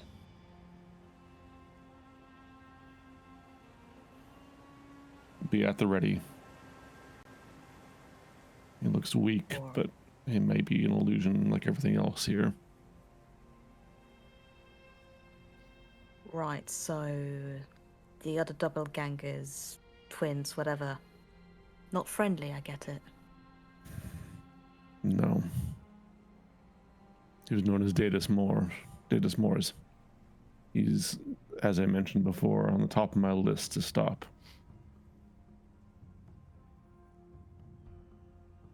Well, good luck on that.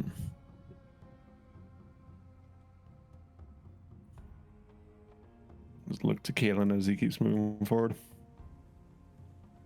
Cautiously, you step forward. And you notice that his form, I mean, the damage itself has been repaired. There's no physical, but everything that could move, fingers, are closed in on itself. His body entirely is atrophied over the time. You're not sure how long this individual has been here for. But you do see the head kind of lolled to the side, looking at you.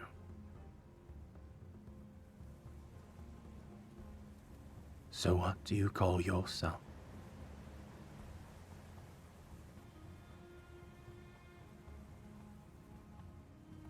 Kalen. Huh. Kalen. Like the book. He's startled by that. Yeah. Yes.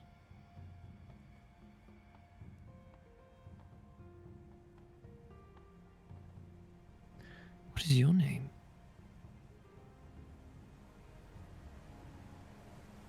I've spent centuries and centuries going by many a name. Most people end up calling me the architect.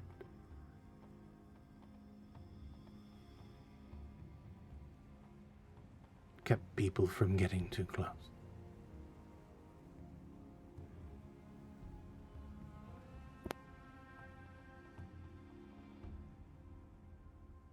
So it seems your memories have not yet awakened, have they?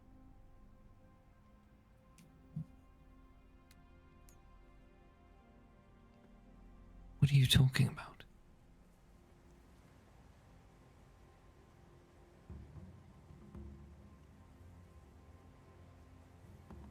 For centuries, I've created many of you, time and time again, all to serve the same purpose. To return the rightful power back to the world.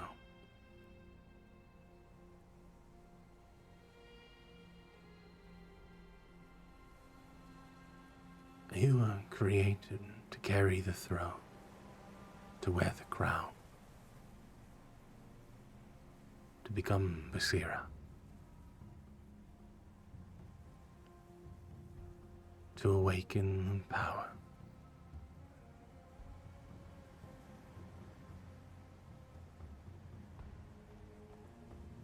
We're at a strange crossroads now.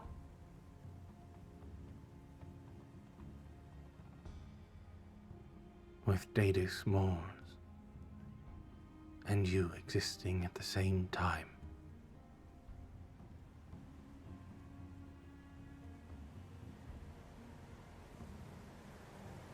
It will collide, and time will come where one or the other will bring forth the true ruler.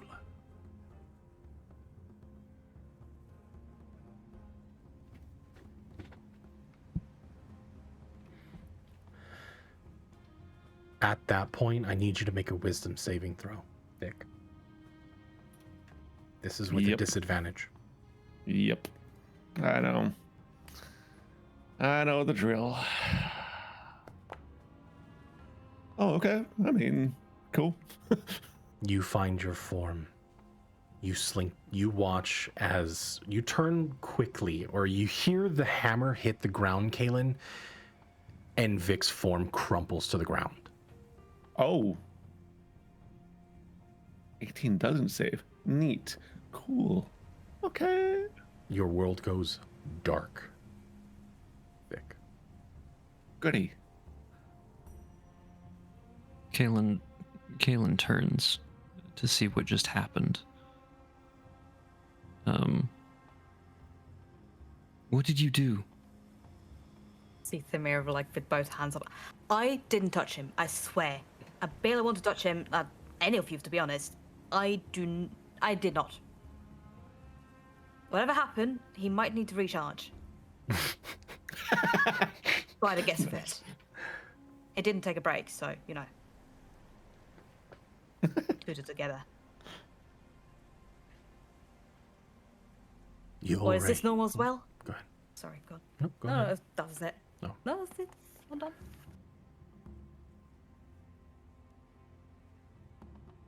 Your range was getting out of hand.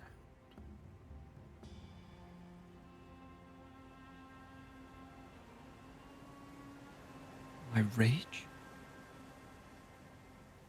You see his head turn towards Vic. You see, their kind I created, I melded from the wrath, the pure instinct from a shard of Basira.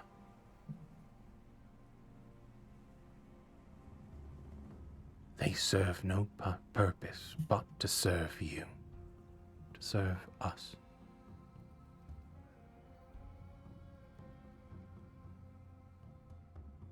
The fact No. that they have grown to have free will was beyond my design.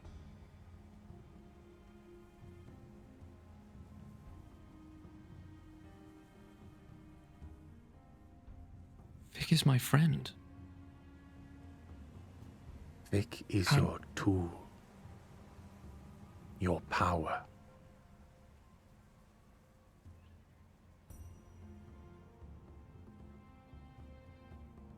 How do I wake him up? We'll wake him up in due time. But his aggression got the better of him.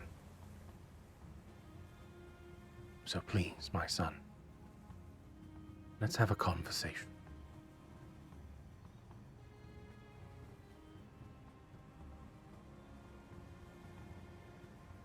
You've I lived want your Vic to hear life. this.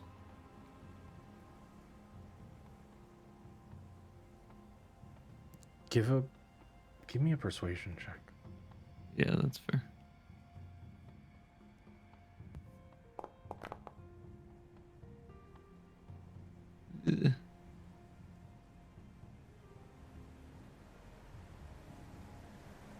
His anger is untempered and would be a detriment to this moment.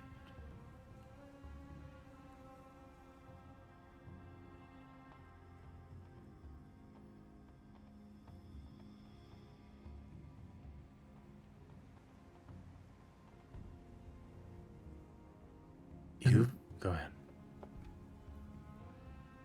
Explain what's going on. I don't understand.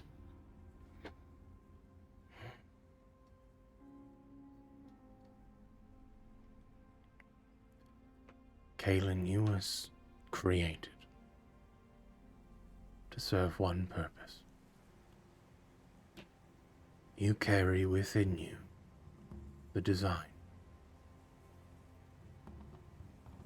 to bring forth a god that was destroyed, to rebirth the rage, the power,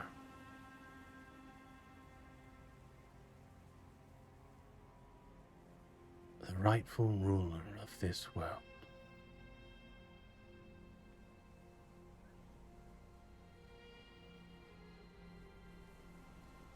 You were not born. You had no parents. You were not created to feel love or be loved by anyone. You were created to be hated, to be despised,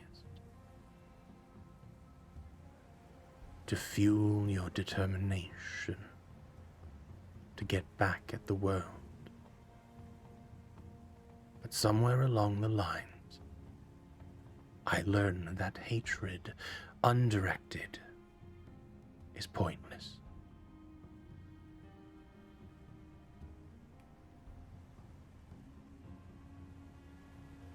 So I built in hope for the first time.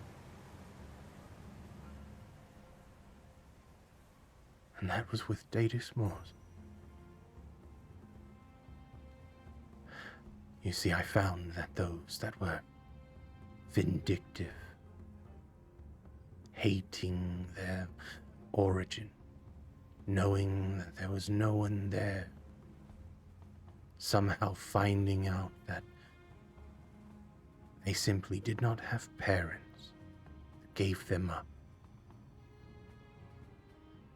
but was created for destruction instead, was somehow worse. And he rebelled.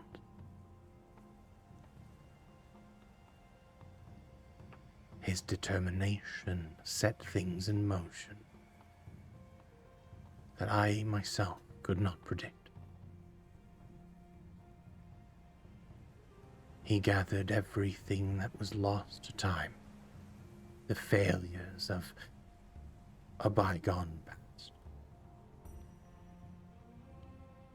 A war that ended with nothing, scattering fragments that were meant to come together as one, to reform the power, to give consciousness and life back to Basira, to us.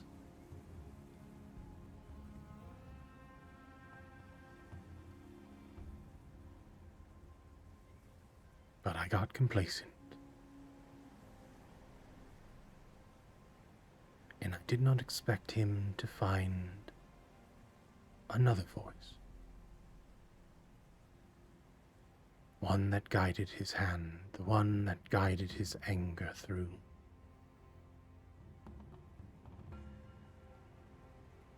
He set his own plan in motion.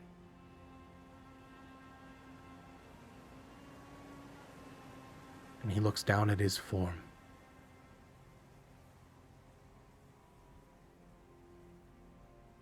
I am the way that I am today because of him.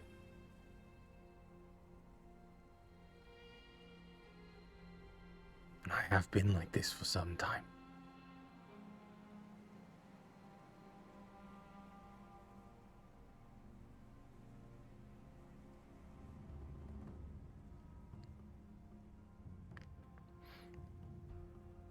I've called you my son several times, but it would be a lie, as I was not the one that created you.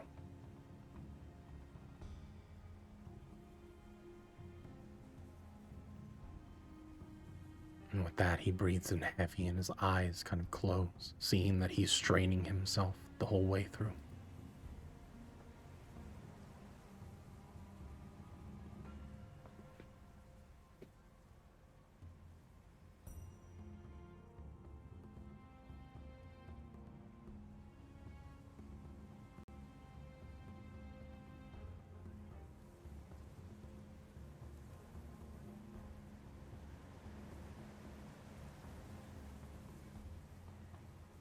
Kalen leans in closer, tears in his eyes, waiting for the answer of who did, even though he already knows. As he opens his eyes once more and he sees the tears running down your face. I'm not sure if it is his own self-doubt, but he deemed it necessary that you to be created, the final of our bloodline. Maybe a backup. Whatever it was. You know where to turn for that.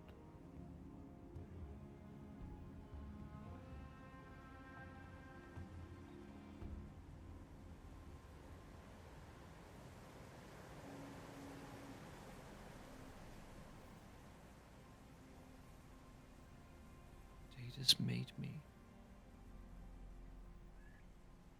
and handed me to that hag.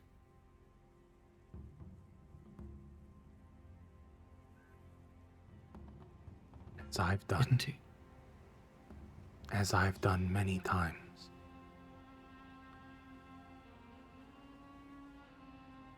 He followed the same design that I laid for centuries. He lived a life just as miserable as yours. He holds his hand out, kind of meekly like reaching towards you.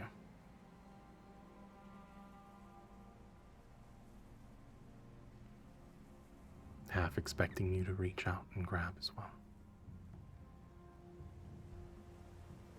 Kalen doesn't.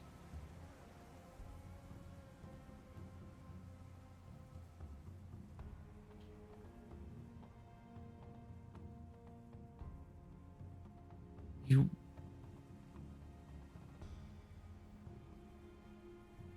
everything I've been through was because you and Datus Moors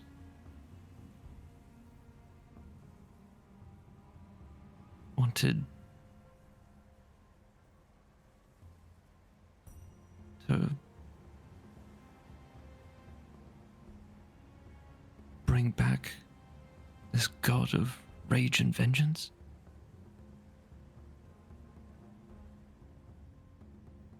The god of rage and vengeance, Basira.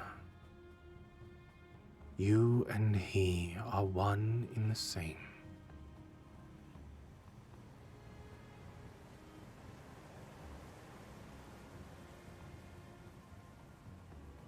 You simply haven't woken your power yet. What power?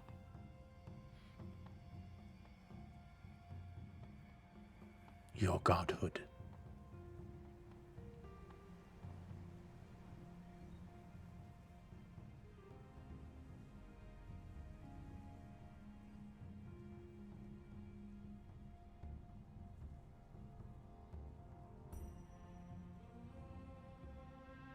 Would I still be even me?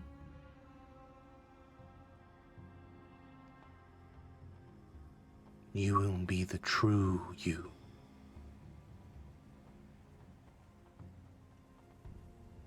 Can I roll an insight on that? Sure.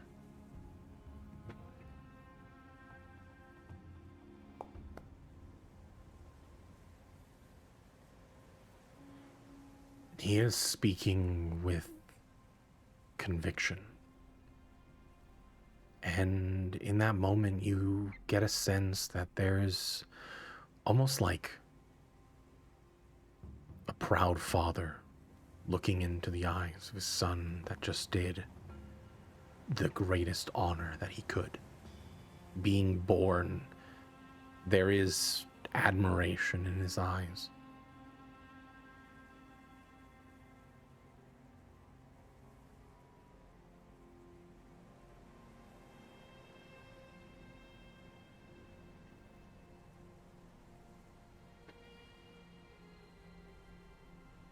And how do these powers awaken?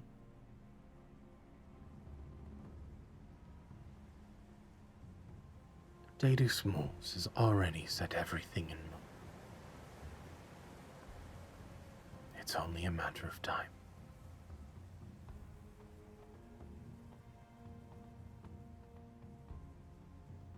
You mean toxlomosis?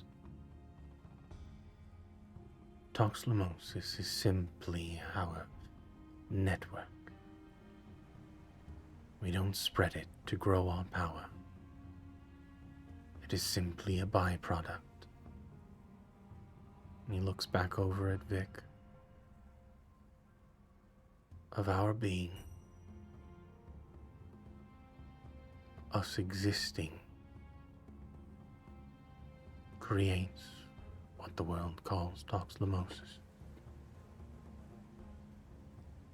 It is simply our influence manifesting in physical form. Nothing more than that.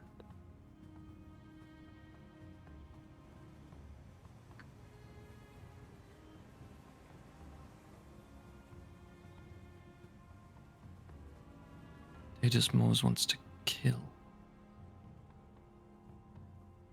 many people.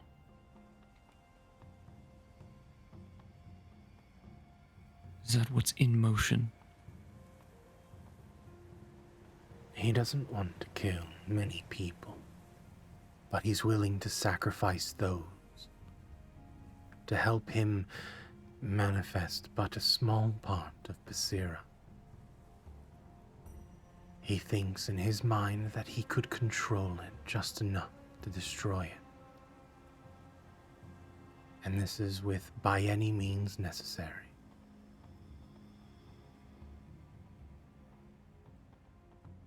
It may be the reason why you were birthed, why you were created. Maybe there was some doubt. he felt that he was inadequate and needed a second to take up the mantle to finish the job.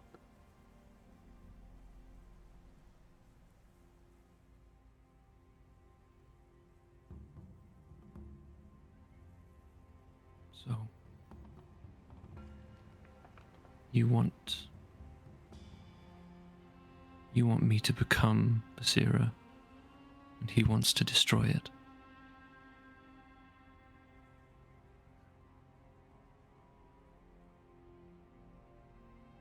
I still consider both of you my creations, my sons. Whether you or he sits atop that throne, I'm proud either way.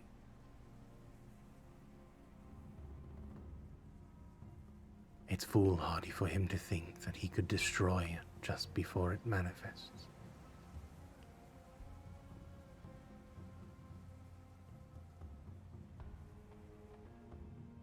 Why do you wish for this return? Because we are he.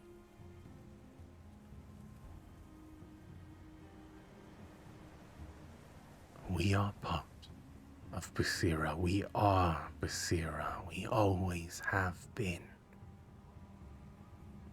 Whether you feel it or not, you were created in his image. Though the feelings have not been awakened just yet.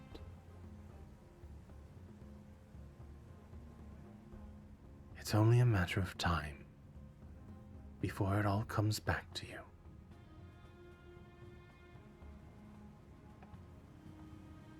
I don't want to sacrifice these people.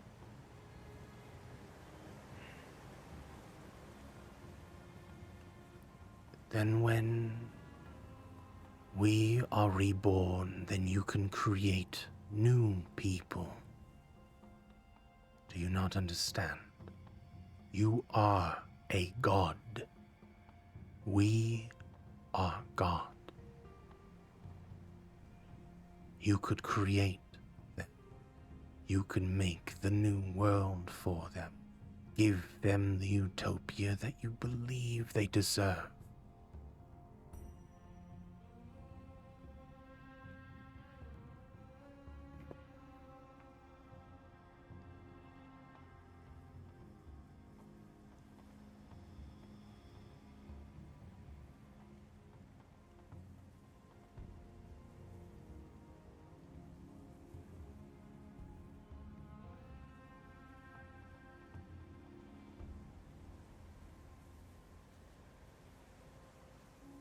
You're asking me to become a monster, not a god.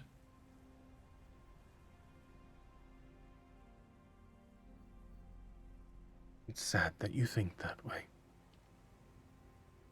For without the gods, we would not exist. None of this would exist. This tale has been going on over and over. Celestial titans are birthed, slain, and die. And then they do it again, for all of eternity. Those monsters are the reason why everything that we see with our eyes exists today. And they will be the reason why they continue to exist and be reborn, and a new celestial titan will come forth. Worlds born and die because of the will of the gods. The reason why you feel the anger that you do, the joy that you feel, is because the gods have graced us with those feelings. The ability to denounce, deny them, because they allowed us to.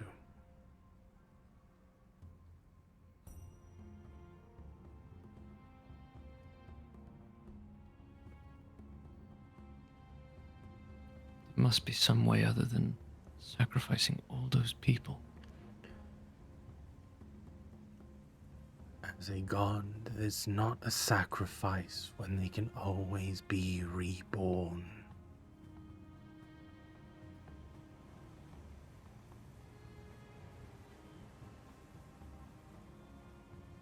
In Daedus' mind, they are sacrifices, noble at that, to bring forth a weakened version of us.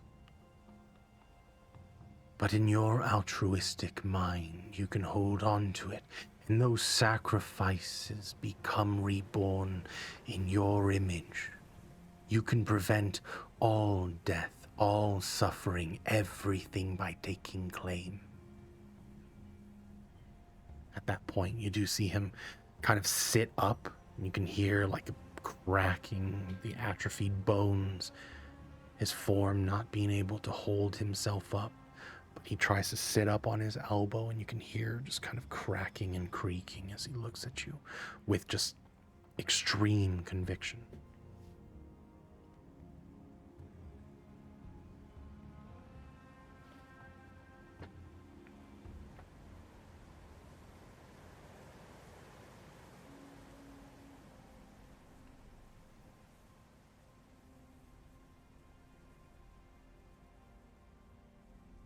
Basira's anger grows because we have been wronged. We have been denied claim for our victory, and we were destroyed because of it. But you have the power to change things, to take rightful claim over the celestial titan that they all decided to bring together. But without his influence, his knowledge, his power, this one wouldn't have been as strong as it could have been.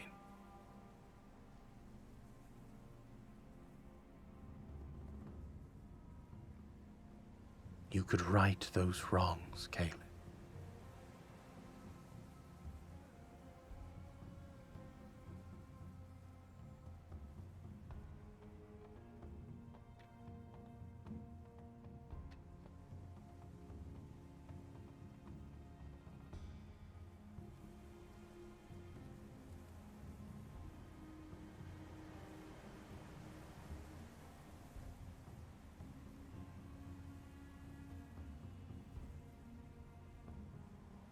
What do you want me to do?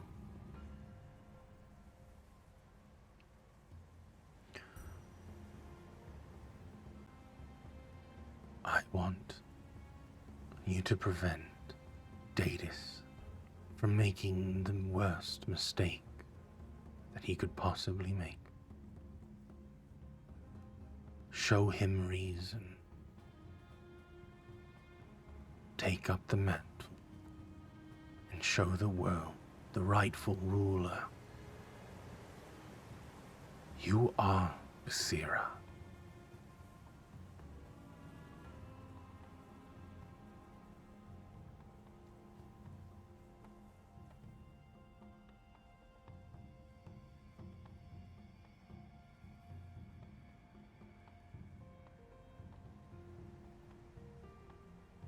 What happens to you?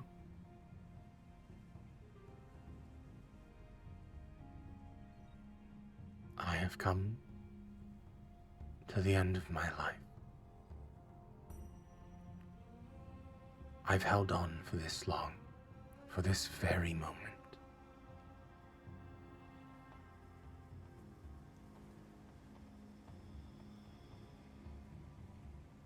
This was my parting gift from Daedus.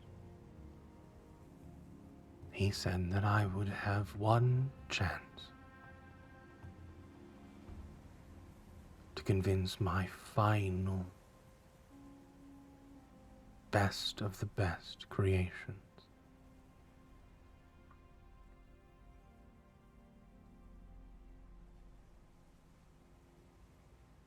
So he granted me that.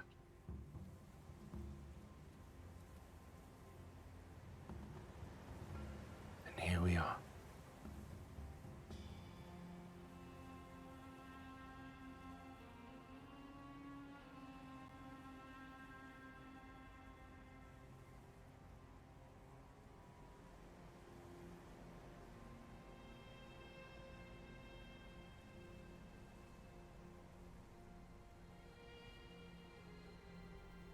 So do right by all that came before you, those that got no closer to victory.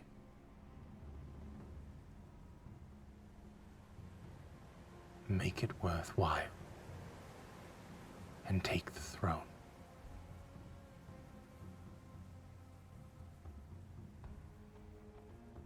Basira will rise again. You will rise again. And you will show the world what true benevolence looks like.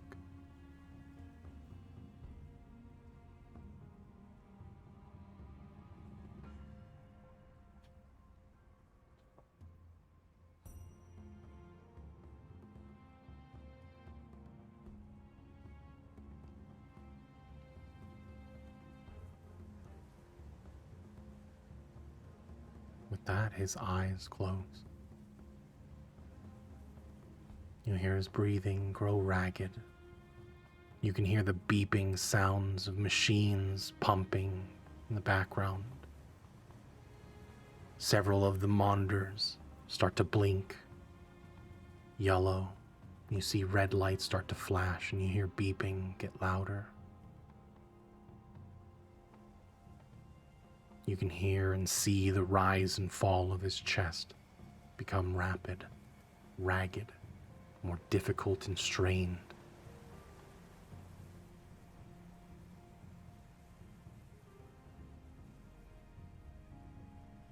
Give me a medicine check.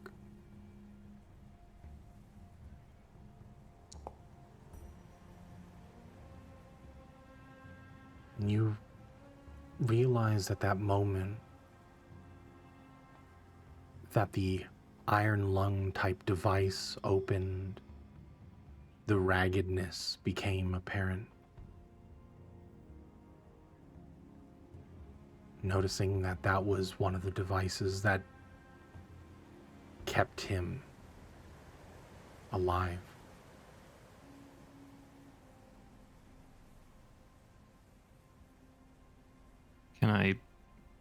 Can I lift him and put him back in the device? Yeah, you move him and you feel that he's frail. Light in your arms. He's not hard to move. As you line it up, are you closing it and sealing him back in? Yes, if that's what's gonna potentially like allow him to keep living. Give me a high or low roll.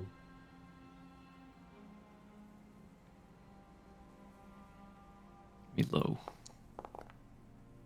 Low. That's low. As you close it, you feel that death's door is coming closer and closer. But there's a brief moment that you have him in your arms. A true connection that you felt. And you follow that thread that connects you to him.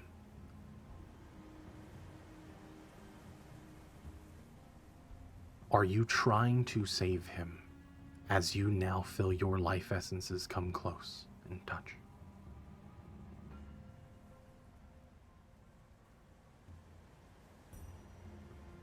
I mean, what are my options? You save him or he dies.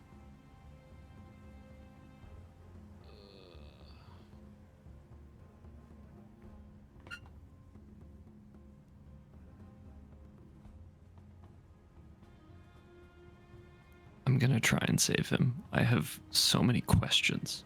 So you are pulling on that thread and you are offering your essence to save him. Is what I'm asking. Is that what you're doing? I've got to like sacrifice something. Yes. There is a definite like connection between your life essences.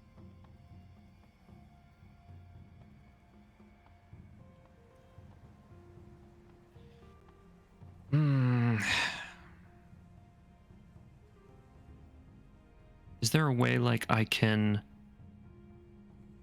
follow the thread to sort of like try and gain some of his knowledge or something?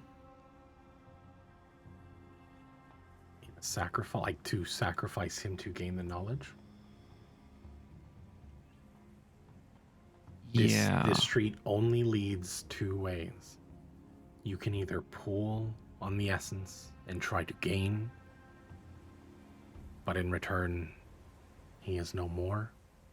Or you can give your essence and keep him alive to possibly ask for future reference. Those are your only two options: to give or take, or to simply disconnect. Gain nothing, but in return he dies. Can I ask the party? I'm incapacitated. I'm not Above even in the table, way. come on. Oh man, I think I'm going to defer to you. Just as Tamir just like racing the shoulders like, it's your trouble, not mine. I'm just a heap of metal on the floor, my dude. This is a great party. I'm so glad that I have these dedicated teammates here to help me. They're so And support dedicated me. to the role play that you are here alone. Hell yeah. This is Okay. heavy. I've got a choice. I have a decision. I'm going to try and take what I can. Okay. So these are guided questions, and you are going to be leading. What is the knowledge that you want the most? You get 3 questions.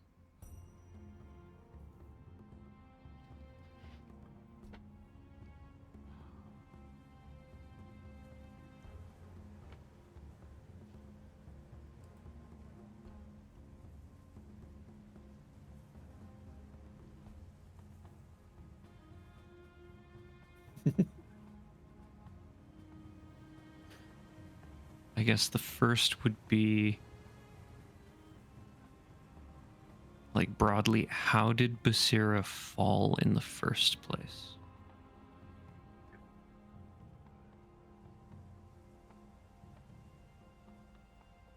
Give me a high or low roll. Go with nuke strategy high. Just That is barely. technically high. And you feel the knowledge granted you willingly. There is a transfer of this.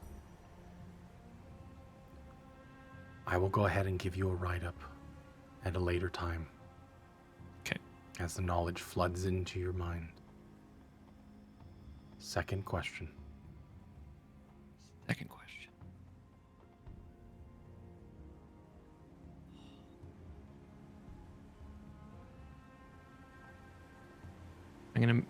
I want this to be like more broad. There are specific things I can ask, but like, yeah, broadly,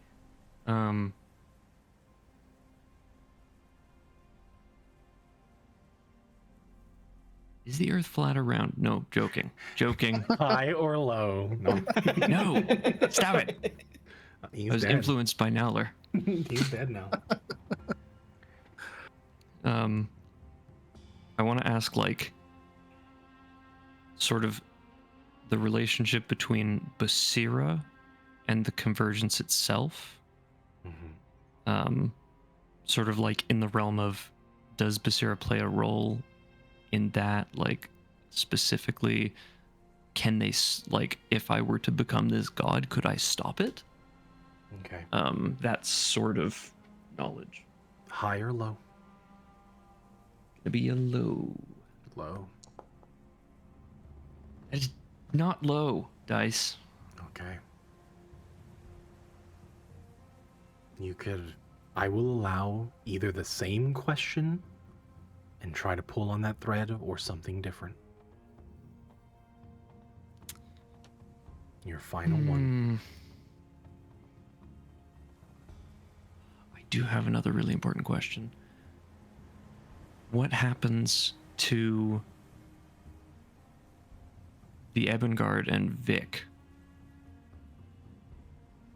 with this ascension sacrifice stuff? Okay. High or low?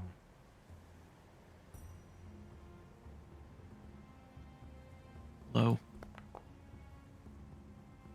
Low. Okay. With that, you feel this light, almost husk of a person. You hear the final death rattle fade away as your eyes dart from left to right, searching through a mind you are so familiar with. It's like your own as you search and pull for this knowledge. I'll go ahead and give you the write-up of that at a later time. Okay. But with that, the architect in your arms ceases to exist and his form goes limp, breathing his last breath. You hear the violent beeping of the machines in the background. Eventually you hear it whir and then click off. Things start to power down as a single auxiliary light stays on, illuminating the room with a very soft orange. Vic, your form, you immediately come to. You're on the ground, prone. The room now is like bathed in this orange light, and you watch as Kaelin is holding the frail body of the architect in his arms. I feel like almost instinctually, he as he gets up, the runes all like start to glow before he realizes that they aren't in immediate danger.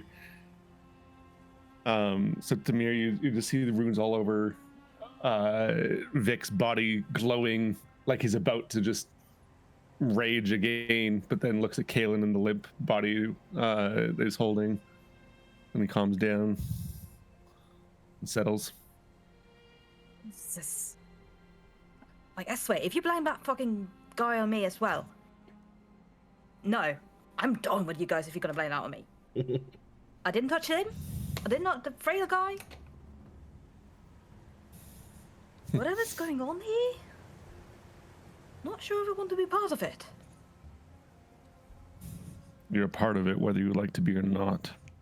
Unfortunately. Everyone's a part of this. It's a matter of whether you're willing to stop it. Yes. Well, you charge up again. Kind of went limp.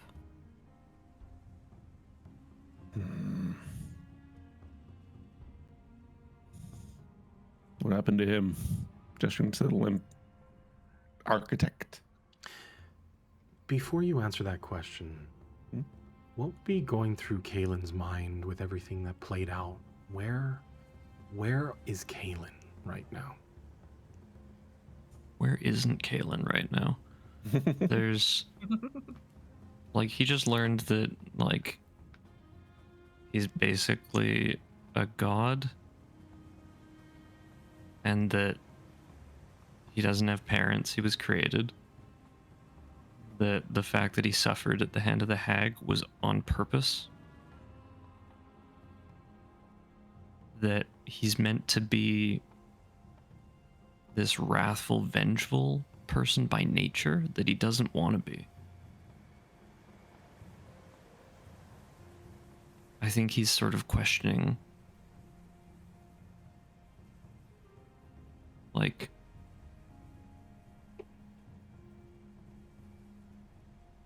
what does it even mean to like be himself?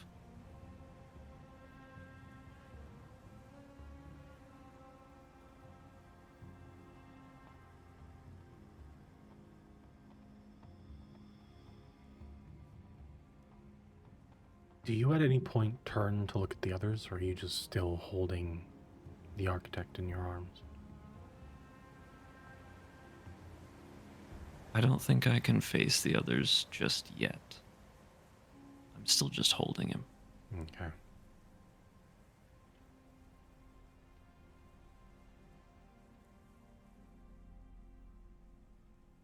So, Vic, the mirror you see as Kaylin still stands there. The mirror you watched everything, you heard everything that had happened. Vic, you are unaware of how much time has passed. Mm-hmm. You're not sure what is happening, but you do see as the lifeless form still being carried slightly. With that, we'll go ahead and take a break. Just a small little break, 10 minutes, All right. as we recover from this moment. Yeesh. Lots of heavy stuff, guys. Yeah. Apologize. No, you're good. You're good.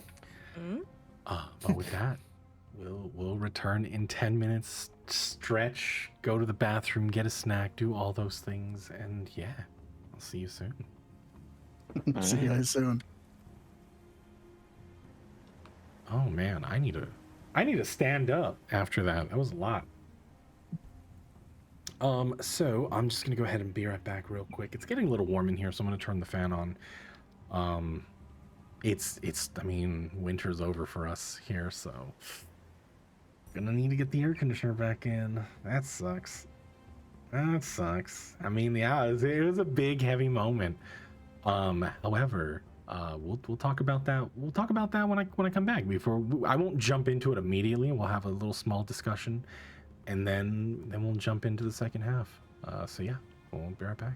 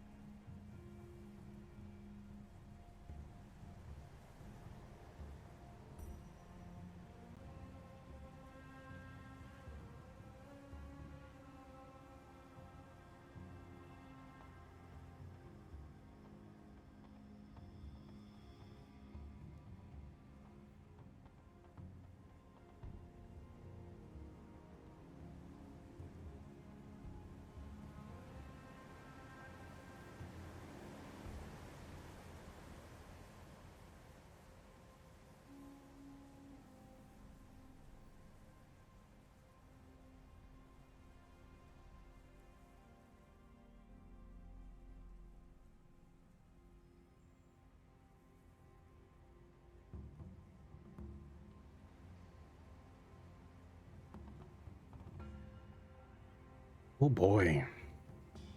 What a heavy return. Apologize. There was a lot. I mean, there's a lot of like lore that was breaking down, you know?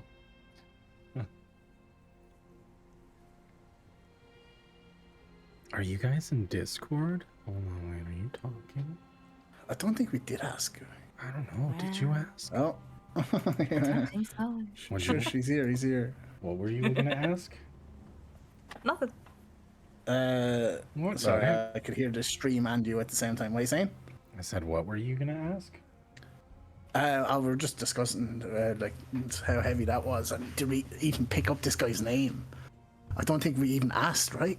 The orc one that you're standing around with, or The That too. the guy who came before Davis. he The said dead guy. he Kaelin's said papa. that he went by many names, but people tend to default to just calling him the architect. Oh, okay, right. I thought. You've heard that before. You've actually heard that phrase once before. The architect. Yes. It was Wait, when you were I down in the gearways. And I you were did think talking to that Fury and sounds Boda. The architect, right? Okay.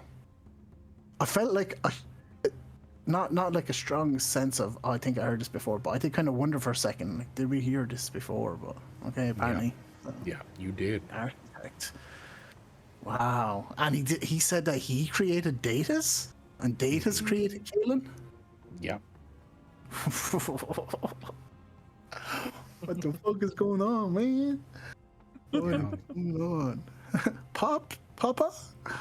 Don't leave me, Papa. Yeah, by the architect's own design, Datus created Caitlin. So much stuff going through my head right now. This is fucking insane. I mean, Also, can I just say I did say it in Convergence chat, so it probably came up on the stream. But I am so glad Nuke wasn't in there when Vic went down like that, because I'd have no other choice, right? And I mean, I would have felt like that was the end. Like, yeah, I'm so glad. Whew. The guy is in there as well, right? Big guy. no, he's standing out with you. Oh, is he? Shit. Yeah. I stand at the opposite side of the door then. Yeah, yeah. He did not go in with you. I assumed he them. went in. Okay. It wasn't his place. How long do you reckon this has been? So how long have I been standing outside? However long that conversation was, because it was Okay. a fairly like that was Straightforward. as long as that conversation was. That's pretty much canon. Okay.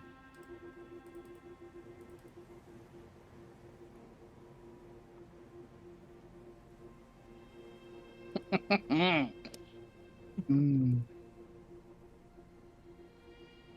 God? I thought Nuke was a god. Wait, are we all gods? I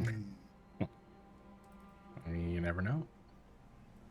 You guys are always like, whatever, I'm out of here. Let's just leave. So you might be. Somebody might have been able to tell you before. But you either killed them or was just like, whatever, I'm out of here. I don't have time for this. We need to stop some stuff. We need to I feel stop like you're the referring thing. to the gearway. The gearway. I feel like you're referring to the gearway. Maybe. I mean, fuck that guy, right? Vic said, fuck that guy. Oh, no, was it Vic? Or was it Caitlin? Yeah, it was definitely I big. think. Yeah. Sure.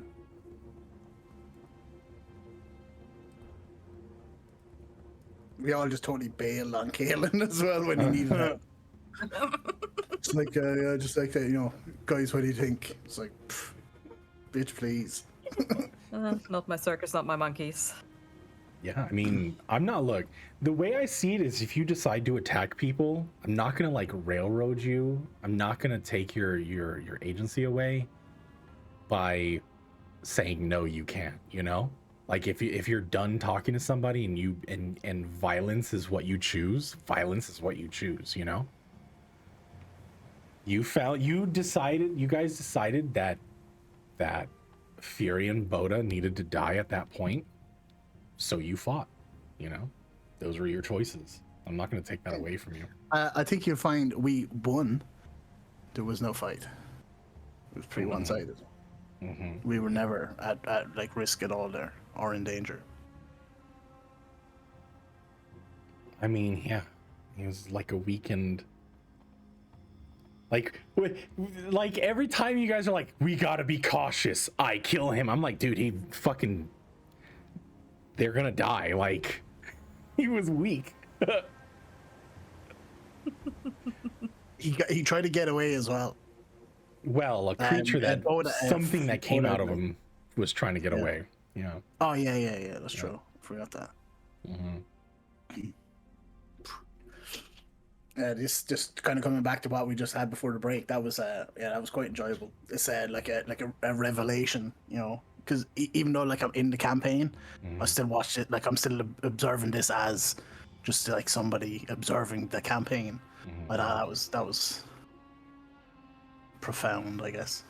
Mm-hmm. Yeah, that was awesome. No, I really like when I can give these things and see how you guys react to it. You know, like what your characters, what you absorb from it, and you know, your take on it. It's always fun.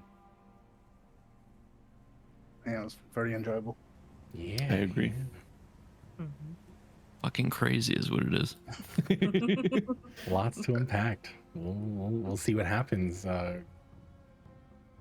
another time for that. But with that, we'll go ahead and continue. Are we all ready to pick it up? Yes, sir. I think so. Around. All right.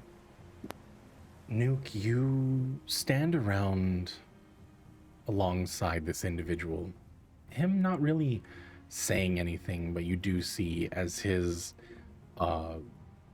parrot jumps from his shoulder and he starts like hopping around on the ground, not really doing much. You see as he pulls a couple pellets out of his pouch on his hip, he tosses them to the ground. Is there anything what you would do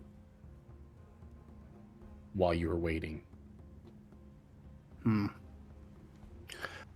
I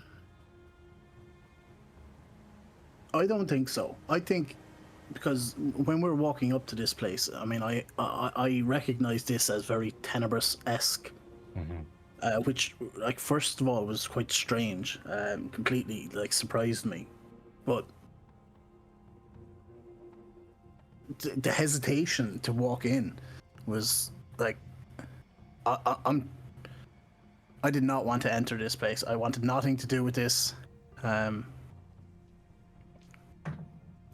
Even just, I want nothing to do with Tenebrous ever again. I mean, I reckon like this was just a like what does this look like again on the outside? It's just a like a fabricated building. The main like structure of it is like steel and concrete.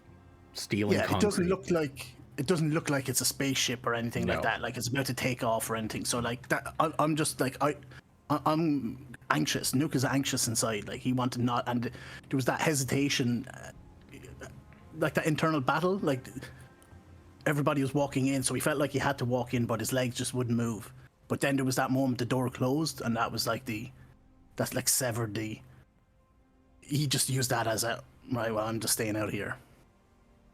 So he's just thinking. I'd imagine he's still observing some stuff, but only from the door. You know, obviously his friends are inside. But it was a brief, few minutes. He says nothing, just looking, thinking. I assume I heard nothing inside, right? Like nothing at all, no sounds even. I'm happy enough to leave it at that. just standing outside, Okay. cautious. So, as Nuke quietly and relieved that he didn't have to enter this building, we'll go ahead and return to the scene inside. Kaylin, you are still holding the form of the architect. The information still flooding into your mind.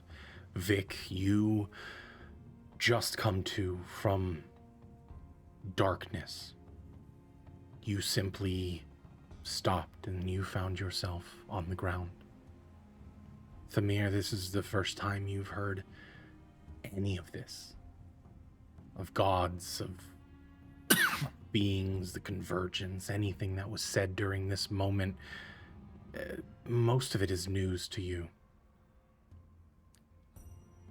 And you find yourself in the crosshairs of something far greater than just being stranded on an island.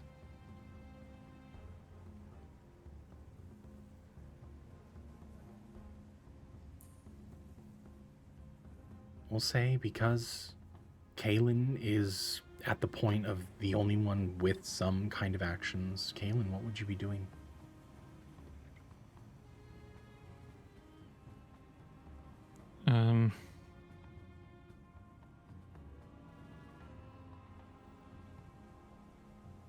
Probably he would go in and lay the architect back down where he was before.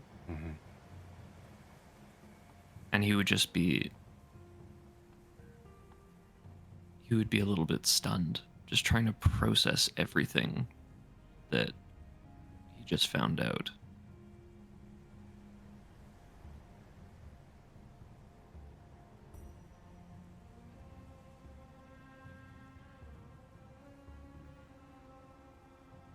Vic, you watch as Kaylin places the body down gingerly onto the platform. The iron lung that he revealed himself from. What are you doing? And what is going on through your mind? I mean, the last thing he heard was that this guy was Basira, basically. And then he went unconscious. Yeah. Is the big dude in here with us? No. No.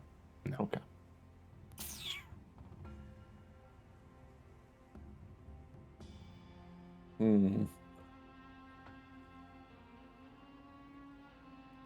I think looking at this guy that just said he was Basira, now fallen, basically, almost like a light chuckle comes from Vic. Like, Basira falls. Good.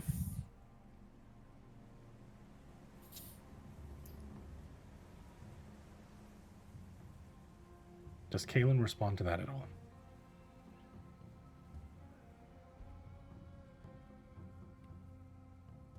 Yeah. You only hear one word come from Kaylin, and he doesn't say it loudly. He says it soft, but enough so that you can hear. Maybe.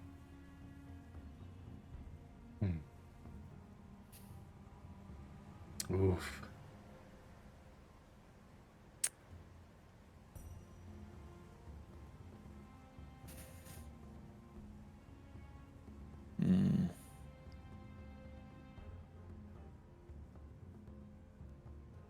I mean, he is another doppelganger, but at least that's one less we need to worry about.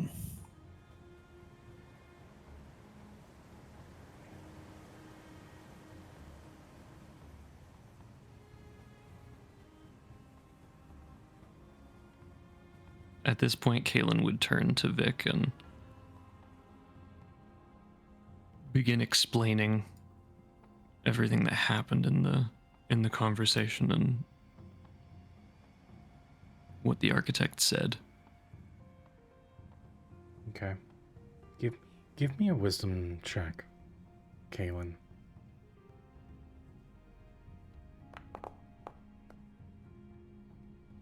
As you are talking, the words kind of just fall from your lips and you're on autopilot for the most part. You find your mind kind of wandering. Like moving a limb. There is a brief moment where you feel as though if you wanted to raise Vic's arm, it's your arm to raise. If you wanted him to go quiet, he would go quiet. There is a definite connection. You never felt that before until this very moment. Like an extension of your body, like the wings upon your back.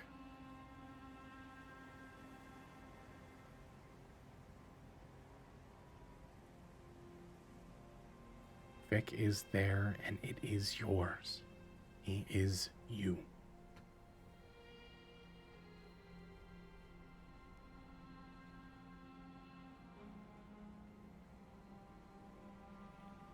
Kaylin wants Vic to only do things of his own will. Okay. And so the only sort of, I guess, command that he would give him is, you know, be free, basically. Mm-hmm.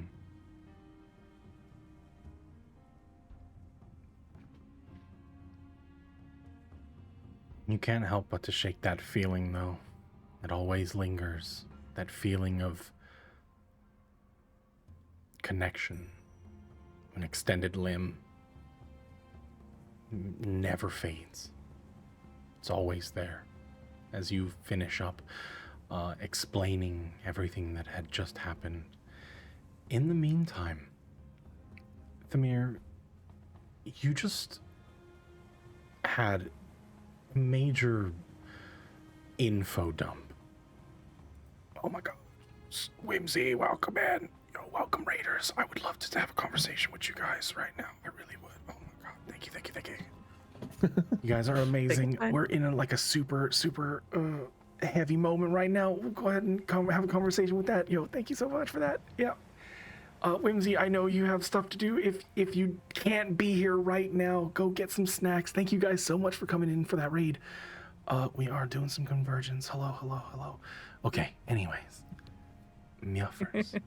Thamir, Yes. there was a heavy moment that played out in your mind, or at least in front of you. What would be going on in your mind at this very moment? Seeing the talks of gods, free will, creation, everything. What would be Thamir? What would be going through the mind of Thamir? I think mainly Timir would have the hugest headache they had in a long while. Hearing a lot of different things, hearing complicated things, things that they may not believe in, because the far as they know, or what they believe in, is that the gods are what decide what weather and wind are blowing or not in the seas. They are also trying to figure out where they can stand in this, what they may get out of this,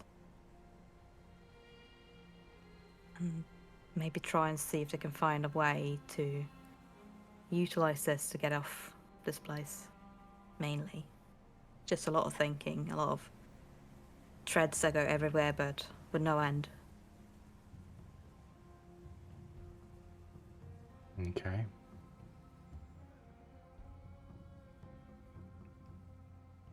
as you all sit here in this chamber, quiet, the sounds of the machines now all off, and the faint, soft orange glow from the auxiliary light above.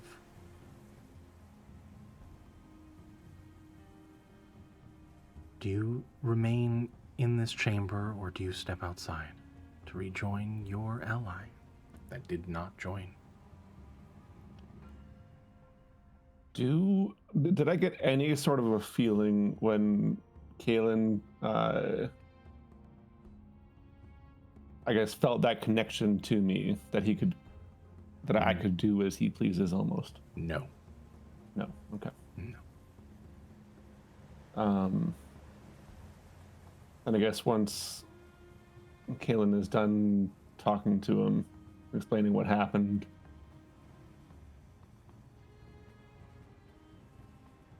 so he wants you to be what Datus could not.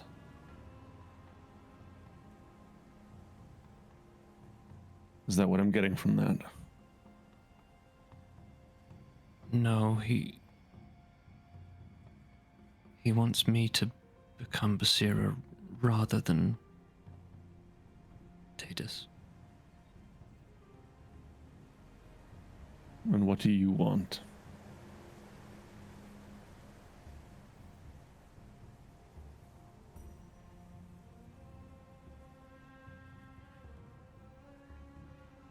I don't know, Vic.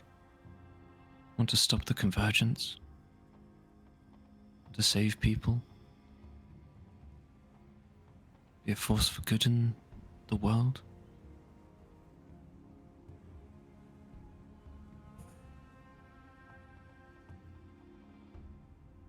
And do you think that being this god of vengeance will allow you to do that?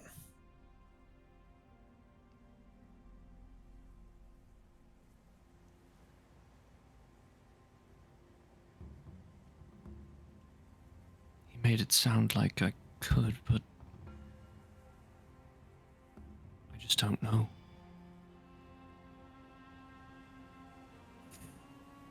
In becoming a god, could you choose to be a different kind of being?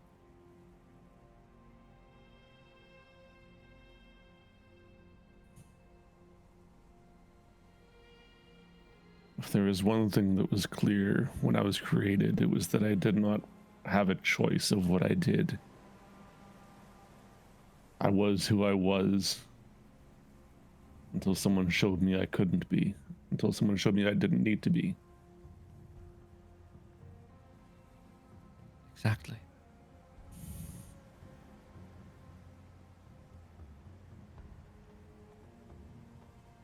But who really guides the gods into who they can and can't be?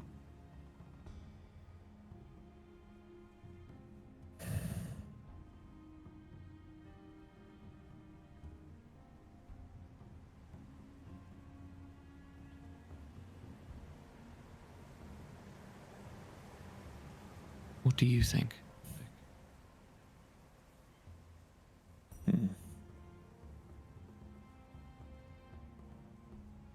Doesn't much matter, does it?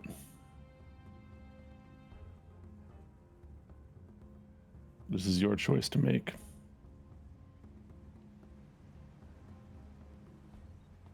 Not any of ours.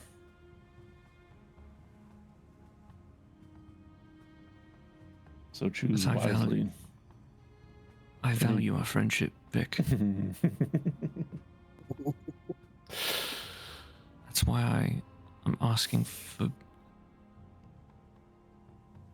your help. I do not know what it means to be a god.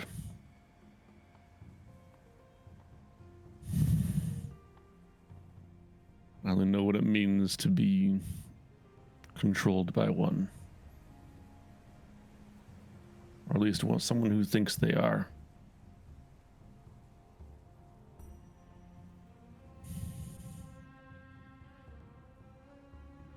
I cannot offer you the guidance you seek.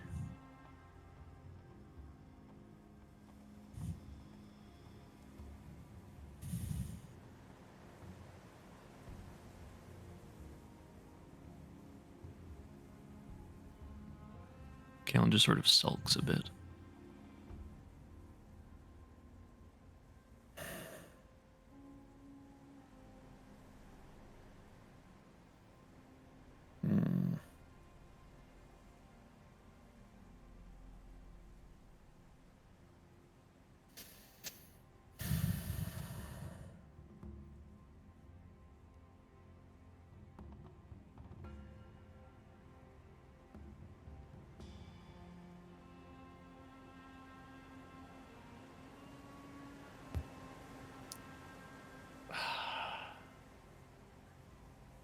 I don't know what else to say to him, but I want to say something else, but I don't know what.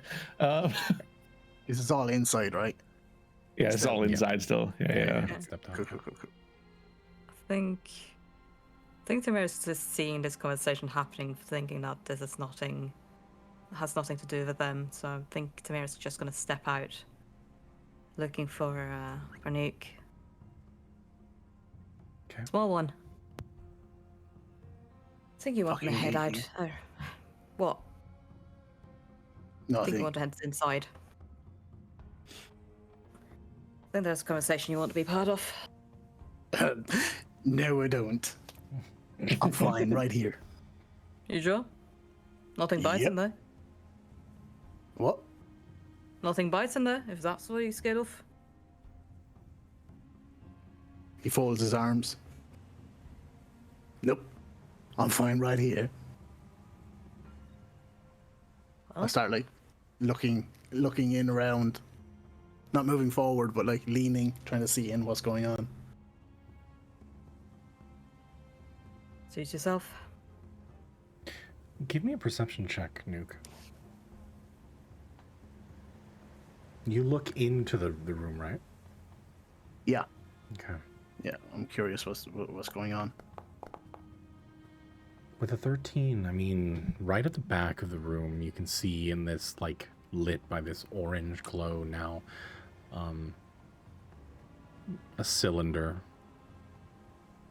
hatched open, and you can see the crumpled form of what looks to be Kalen. Just completely atrophied and almost mummified in some ways. Bone thin. Tubes and these hoses, wires running in and out of his body. You can see Vic and Kalen standing there, kind of eye to eye in some ways.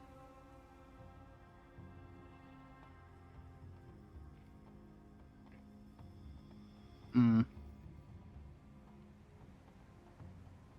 mean, this would definitely be like very surprising, but I see Kalen, so I know it's not him. I guess I stand in dismay, but I'm still not entering that.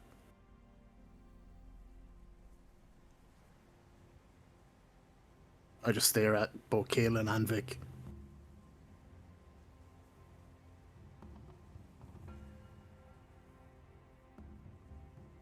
I think Vic just kind of takes a glance behind him, hearing the door open and Thamir leaving, and looks back at Kalen again. Whatever choice you make, do so quickly, but know that your decision changes much. We should go. They're waiting.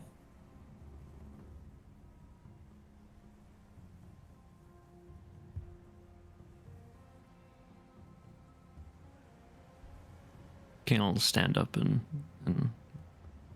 start walking out with everybody else. Okay.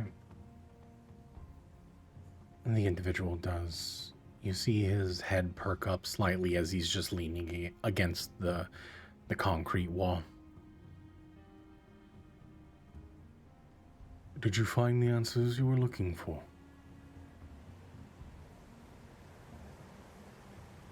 Some.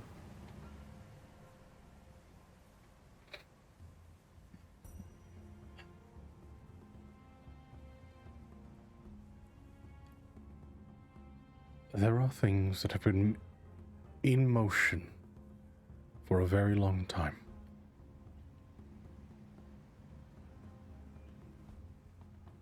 We have someone here that would like to see you. But I fear that you're not ready yet. Who? She is our seer. She is the only connection that we have to our past lives and to how we live now. She told us of your arrival. She told us everything.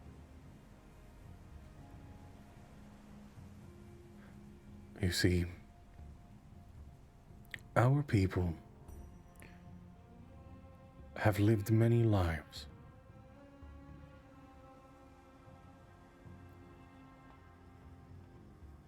Where, and he looks over at Nuke.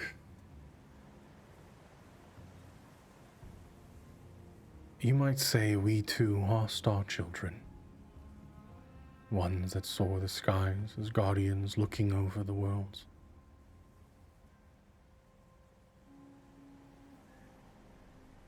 The ones protecting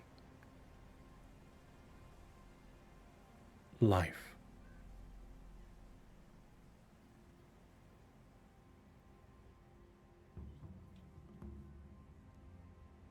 This place is very hostile. Because the Lethyris that flows within the world is disrupted here.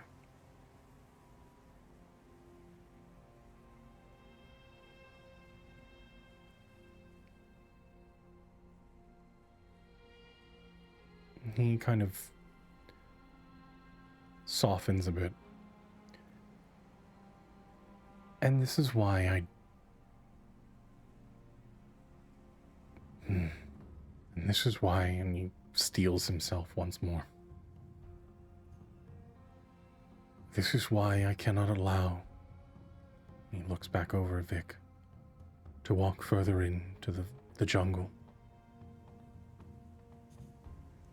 He will upset the balance.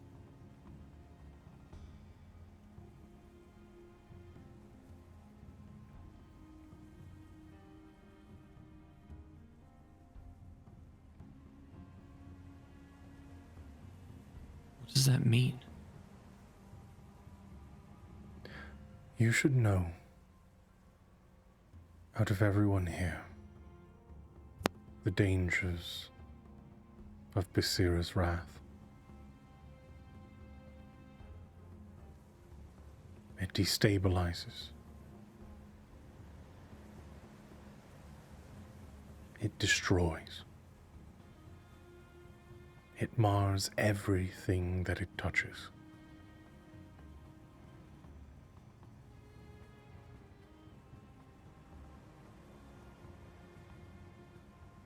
I understand your caution and your worry.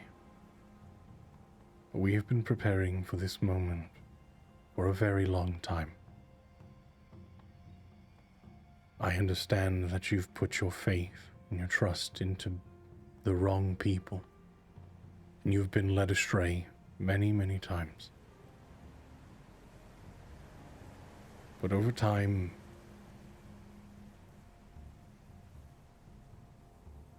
it will all come to the surface. I simply need you to trust me.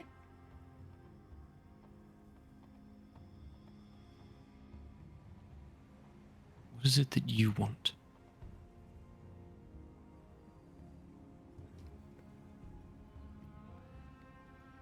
I want to bring forth the Guardians once more. I want to reunite this world with our celestial titan. I want to have the connection of Apostille connected once more.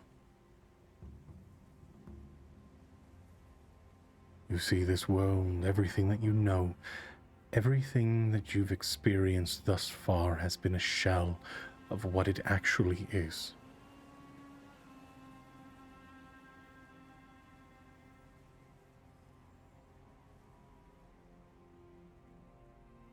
But the stories will come in time. You're not ready to fully absorb everything. You need to experience things one at a time. I will reveal everything in due time. But I need you to trust us. It's the only way forward. Gonna look back at Vic.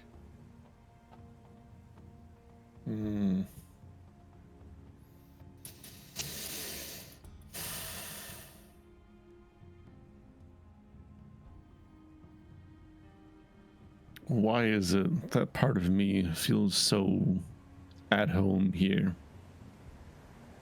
Answer me that. Because what dwells inside you is the closest thing next to us that is the guardians of the sisters. Those that soar into the sky before the cosmic expanse was closed off to us. Our connection with Apostille. What dwells inside you is possibly one of the only hopes that you have to survive here on this jungle.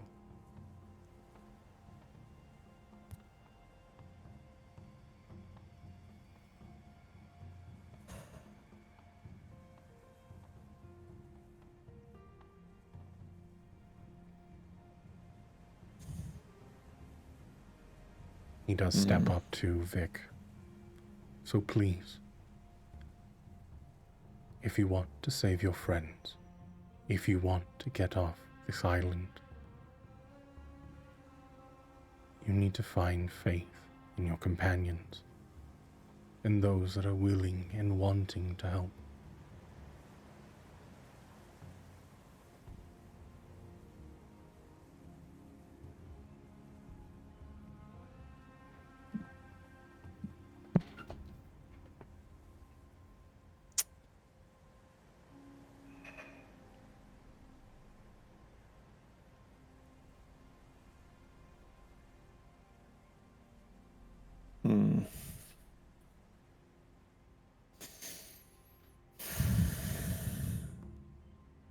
Do I really have a choice? You can remain active and present, but you're no longer allowed to leave these walls, is your choice, until the rest of you figure out what's next. But I cannot permit you to go further in.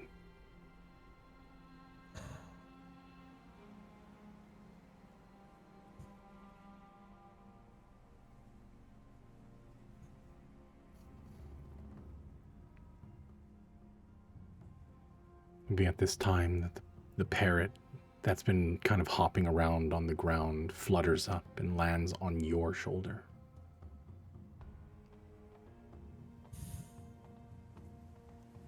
Is that why he's so interested in me?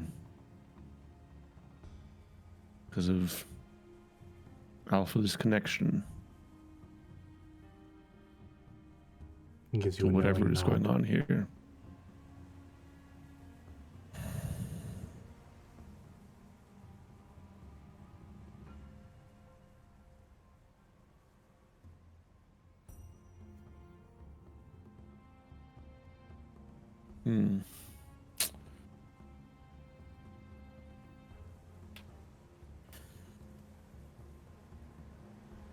I guess more to Alpha than, well, yeah, just in his head again. It's just, you're connected to some kind of god, say. Yeah, I don't know what that means.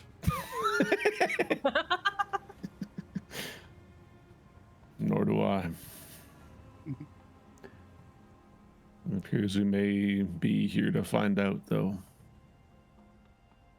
Are you ready for that? I trust them. I don't know why, but I do.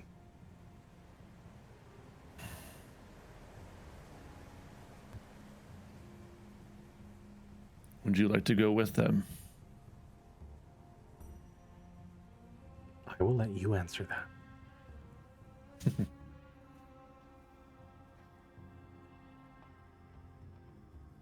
If there's more I can learn,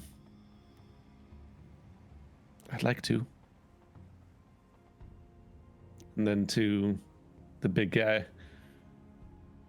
Does he have a name, by the way? Did we ever ask his name? Nope. I don't think we did. Nope. Cool. You. You, yes, no. If I release him, will he be allowed to go where I'm not? He will. Just say the word. Get me somewhere safe, where I may remain. And in that moment, you see his hand reach out at your chest. And everybody sees that ethereal blue, the claw extending around your form, the wings now spreading out and bathing this area in this like astral nebula that starts to swirl around. You can see the galaxies around. Within these walls, you are always safe. Do you give in or do you resist? He's trying to extract alpha himself. His hand, yeah, you see the ethereal hand kind of reach out and is pressed against your chest. You can feel like a pressure on your body. And you can see that like the ooze is starting to seep once again out of the cracks. It's already pulling. Do you resist or let him?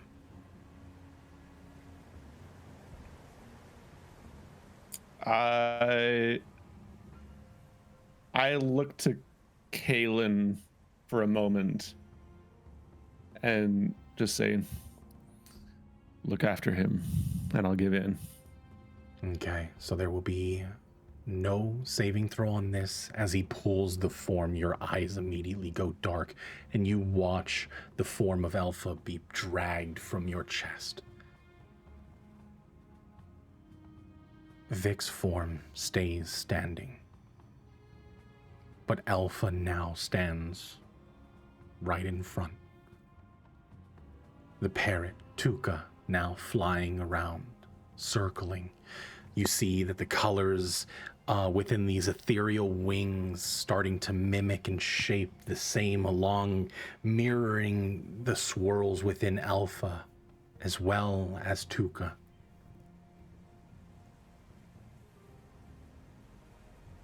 Vic, your form just goes taut. Your mind goes blank. But Alpha comes forth. So if you want, you can switch over. Oh, it's not fixed. I gotta fix that. But you can swap over to Alpha. Oh, right, yeah. Boop. Yeah, it'll look stupid right now, but it's fine. There you go.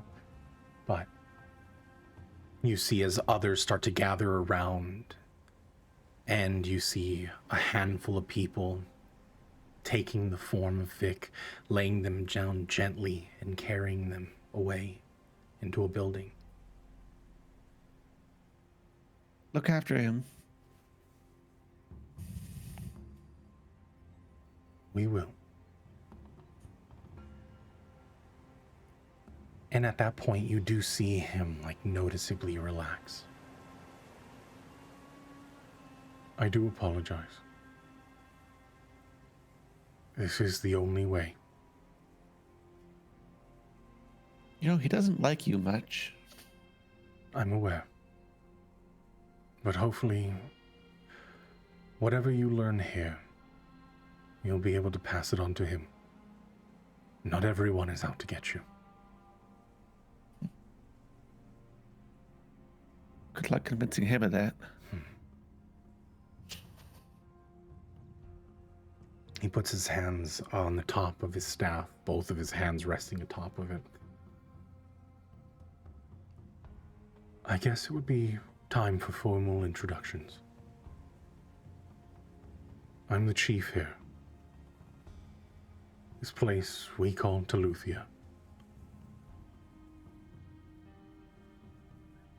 My name is Puandu. Sorry.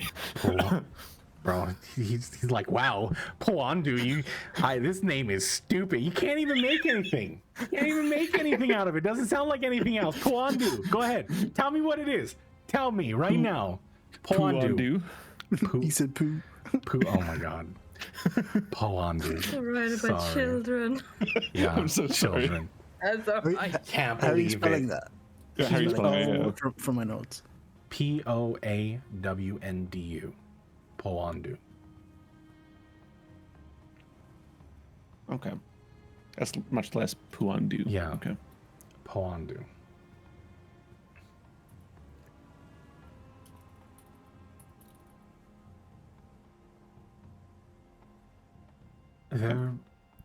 There is much to learn.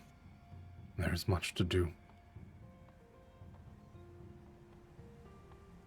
But the night is growing late. And he does turn to the mayor.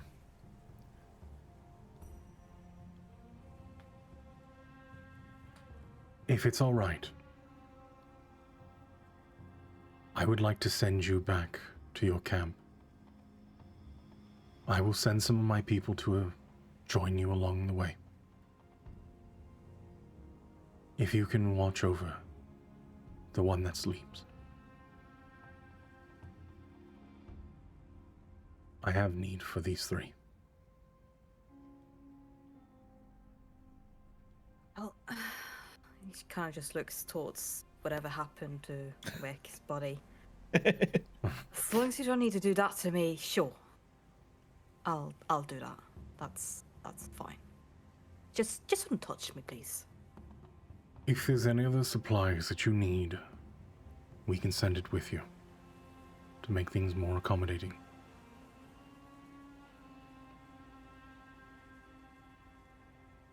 I think I'm fine. Well, some extra ration maybe. We'll take care Don't of know it. if you have anything else. I'm sure we can make something tonight. But for now, let's rest. And he looks over. What would Kaylin... What would be on your face? Like, what expression would you be carrying?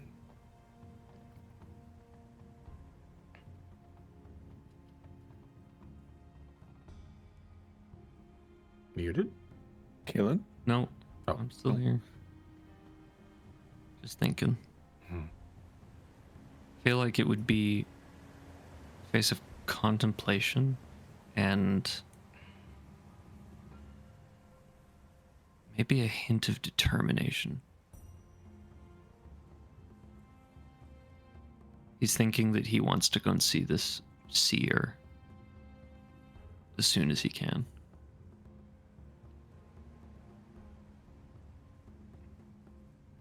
Okay. And with your apprehension, Nuke, what would be going through your mind, especially now seeing the form of Alpha being pulled from the chest of Vic? Which, for the record, it's probably not much of a form right now. It's more of just a little blob with eyes. Yeah. Yeah. Yeah, he's still reforming. Yeah. I mean, Nuke doesn't have the benefit of knowing what just happened. I guess it's. I mean, there's massive I don't even know how to explain it. Hesitation, concern. I mean, I looked in and I saw another, essentially a fucked up pruny Data's Moors or whatnot. So I've seen this before. Like I know that this isn't good. And now they've been talking about this discussion outside, and Vic is not overtly willingly going along with this, but he is kind of going along with this, and this is like Nuke is thinking like, what the hell is happening here right now? And with that, pulling Alpha from his body, I mean, more so the carrying of Vic away, there was like a hesitation, like an urge inside for Nuke to like, I don't know, to fight. Like there was this instinctual resistance to what's going on. But because he's picking up on a hint of people, clearly something's happened inside. They've got information that's making this make sense to them, but not to him. There's a whole lot of, I guess, I don't know, things going around his head. Nothing's making sense quite now. Mm-hmm. There's no connections just yet. He's quite confused. All right. And we'll turn our focus onto Alpha. Mm-hmm. You have been, for the most part, at the whims of Vic for a very long time. And I mean, you've been present and you've seen through the eyes like they were your own, but never really being able to act beyond what Vic could allow you to at that point. And now being in this place that should realistically be so foreign to you, but around people that you feel comfortable around. Like family. Mm-hmm. What would Alpha be thinking about? How would you feel? I mean, he's got a bit of fear about why this all feels familiar, but it's somehow comforted by the fact that it also feels familiar. So he's very torn in what he should feel at this point, and without Vic there to kind of lead his way, I think that's why he's even struggling now to find a shape to form into. He's not sure what form he should be taking around the people that feel like family to him.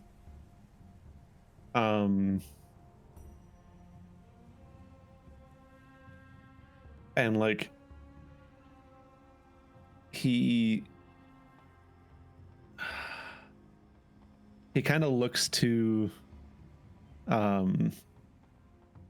Puandu or whatever his name was. Poandu, yeah. Poandu, sorry.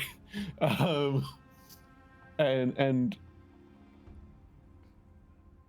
because he could see it through Vic's eyes, he kind of does what Vic did to the guard outside, and rather than looking at him, he looks at the form that Vic saw around him and just kind of remembers what that looked like. Here's the thing. As Alpha looks around at the people, oh no, Alpha sees them. I knew that was coming. Okay, sorry. They see all the astral forms that kind of follow along behind the people. He constantly, the first time, I mean, these astral wings, they were tangible. You all saw them sprout from Poandu, which, aside from the mirror, you recognize, you saw, I mean, you've seen astral wings like these.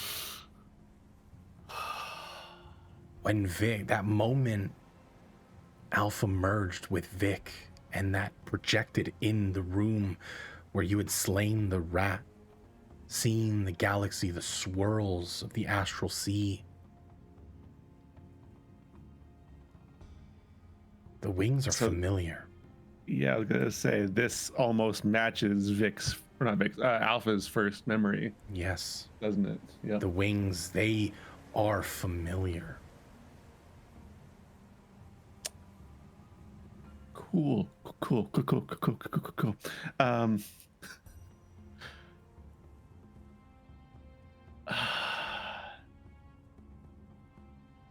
I think a couple more things he's gonna do. He'll look to Nuke, and I assume that Nuke is wearing his emotions on his sleeve, basically. Yeah. Like he's so concerned about Vic and everything going on, why he's giving into this. For sure. And he'll kind of like slosh his way over to Nuke, and a hand comes out from on top of the blob and puts it on Nuke's shoulder. And he's just, I need to know why I belong here. That's why he's doing this. He's doing it willingly, because I need to know.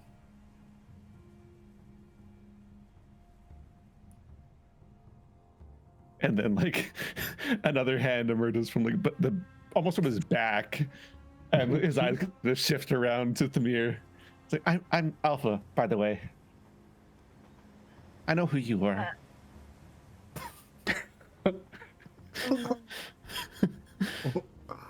Yes, hello.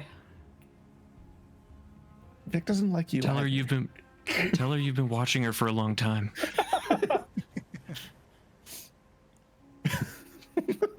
The feeling is mutual. And you are? Alpha, right? Alpha, yeah. Right. I think. Hello. And I kind of look around You think? at the celestial bodies. I'm like, I think I'm Alpha. Right. You guys Pleasure? have seen these, right? And that's what you're seeing. Mind you, Thamir, you've never seen a creature like this before. You're not sure what he is. This is very unfamiliar to you. I think by the time that Alpha maybe takes the hand off him, Tamara, Tamara's going to look where they got touched. Like, okay, is there any remnants or anything on me? Am I good? Nothing seared. No, I'm good. There's like a slight bit of residue, but like nothing too alarming. Yeah, I'm just gonna flick that off. Alpha will look around at the room again and all the like things he's seeing. He's like, you guys are seeing all this, right?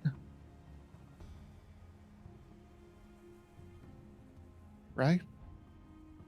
See what? You or? Oh. All right. Cool. This'll be fun. Yeah, I mean, this is the only one that sees Alpha, sees all of like the astral forms of these people, the villagers, dozens of people.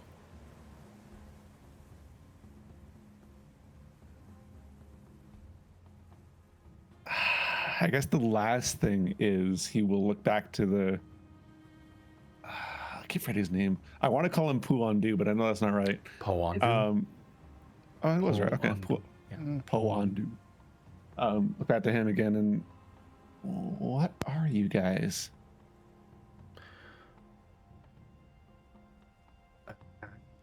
It's a very, very long story.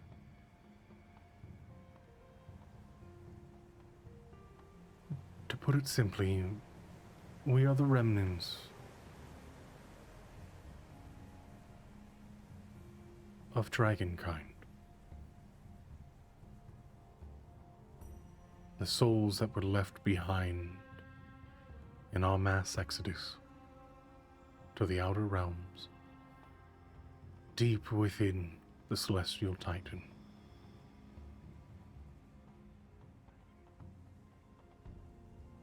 I've seen you before. Haven't I? Or someone like you? With the, and he kind of like almost forms wings before they like flop down into his form again. And you watch as Tuca takes flight and starts to soar around, and you see the wingspan, the astral projection of Tuca are very similar to the wings that you saw, the translucent wings in that vision of when Alpha came to be. I see. You are part of us.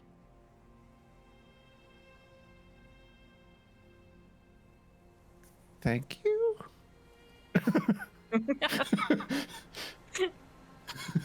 To put it simply, you are one of the guardians. The ones that protect our realm. The ones that lead everyone, or should have led people, to safety. Just like leans back to Nuke. I'm supposed to be a guardian and lead people? I need to sit down. Same. I feel like my head's going to explode. Alpha just like slinks into the floor a little bit. Just a wider blob. Again, thousands and thousands of questions could be answered. But we'll take our time. And we'll work through it one piece at a time.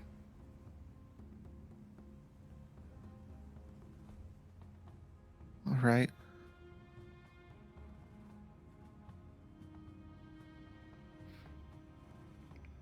He kind of just Go ahead. forms. Sorry, he's gonna form back up to basically what you see in the image, just with the two loose arms and the little neck, but somewhat humanoid.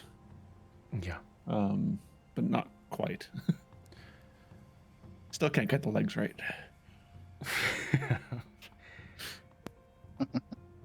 And as the soft thunder in the distance still rumbles, the purple lightning that crawls across the sky, the evening now dark, hanging beyond the clouds that hang above, the soft rain that hits the ground around you. You all sit within the village of Teluthia,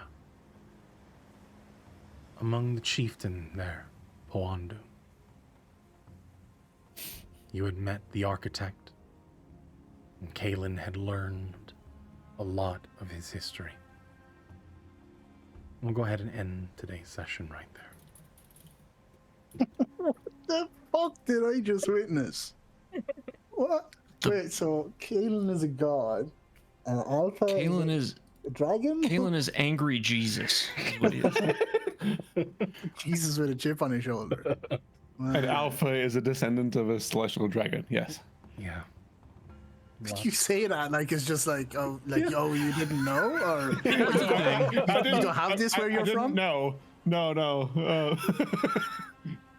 Holy shit! I learned this when you guys did. I was not prepared. I mean, I knew that Alpha's initial vision would come into play at some point. That's why you guys have seen it twice now. But I didn't think it was that. Didn't think it was a self-portrait. Correct. You know that Windows crash thing you've got for your gaming streams, Sleepy? Uh-huh. The thing people can redeem. That that's literally what's happening to Nuke right now. Like he is so broken. Like holy shit. And even just for me, like out like above table, like that's fucking huge. I can't believe what happened actually just happened. Like that's fucking massive. You could have left that at like just Kalen's reveal type thing, and my mind was blown. This is fucking. I can't handle this. I don't think I'm gonna be able to sleep tonight. It's like approaching midnight. I'm definitely going to be up till about 4 a.m. Thank you. I appreciate that. Yeah, no. This is the story now. I mean, this is the moment where everyone will kind of. I mean, this is the arc where things come out, and it'll start to trickle out. I know there's a lot of stuff, and I'm gonna try not to. I mean, this was one lore session, to kind of cap it all off, but it's the start of this whole. So much is coming arc. from this. Yeah, so much yeah. can come from this. Like this is. Yeah. This was that moment where, I mean, everything that you guys have built up for thus far, everything's been reactionary. You know, this is the first time that you've had an option to try to understand what is going on and what you can do to stop whatever that is happening. So we'll see. The trials are upon us. Things will be getting more difficult as time goes on, as we try to escape the island of Rosliro, or Lesser Rosliro as it will come to be known. Yeah, thank you guys so very much for joining today. Cheers for that, DM. Thank you, everyone. Kalen is a new gamer tag for 2 weeks. Angry Jesus. Nice. Oh boy. I know Thank not you. much combat happened today, but I do hope that you guys had fun. Oh, that's okay. I mean, Vic got dropped, so that's all right. Right? I'll take that. Yeah. Kalen fought a very emotional battle inside himself. Yeah. Lots of big stuff coming out. And even Nuke is broken, so I mean, I would argue combat did happen. Yeah, It was More all on just a- internal. it was On a more definitely intellectual mental. and yeah, cerebral and emotional level. yeah, for sure. Tamir is like fucking. These guys are Like, weird. what the fuck did I get myself What just into? happened? I let these guys in my home. Bunch of fucking weirdos, I say. I think I'm weird. The fuck? Welcome to the party. Yeah. Welcome. Yeah. Welcome. But thank you guys. Appreciate that. Thank you very much, DM. Cheers, everyone. That was great Thank fun. you. Hell Looking yeah. forward to next session. Yeah, Yeah.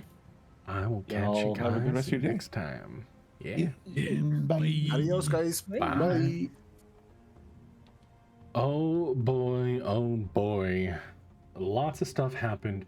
I know Thamir Miaffers, there's a lot of conversations that it's hard to incorporate you, but I promise you, upon your return, there will be 100% something there for you. So I do appreciate you sticking around for some lore. But there will, I mean, if you're here, there will be something, I promise you. This is such a major turn in the story. There is a lot. I mean, there's a lot to unpack. Considering that the last 50 session or 40 sessions has just been reactionary the whole time, never really catching up, because they are discovering, I mean, you guys have been discovering something that the world didn't really have any, like, is now a mood for them. Yeah, exactly. Like, they have been chasing the tail end of every, like, story, right? Like, they have never come ahead of anything. They've never been ahead of any curve whatsoever. And I mean, this is that moment where possibly something comes to to an actual boil, and I'm so excited for it. I can't wait to see this arc play out. I really do hope that they're gonna have fun with this. I had a long time to think about it, and I do hope that we can get Whimsy back in when she is feeling better. That would be super awesome. But I'm not going to force anything, but we'll see how it goes on yeah, we'll see what happens. Thank you guys so very much for joining me today. I hope you had fun. For everybody that was sitting here listening, coming in with the raid, thank you guys so very much. Thank you, Serious Whimsy. You are a fantastic, lovely human being.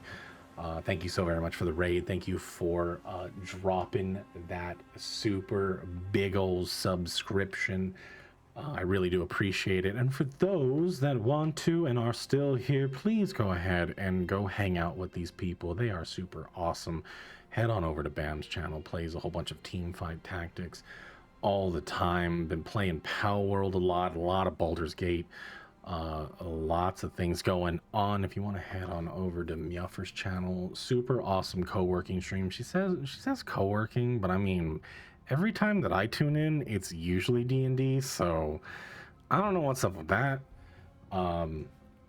But yeah, if you need a super cozy EU timed stream where you just want cozy music that you can just work along to, head on over to Maffer's channel. Nowler, if you like to hang out with a super duper drunk awesome dude, go head on over there. Plays a lot of Dead by Daylight. Been playing some Power World. They did a whole bunch of, what is that game called? Something Lethal Company? Yeah, you could always, very drunk, always a good time.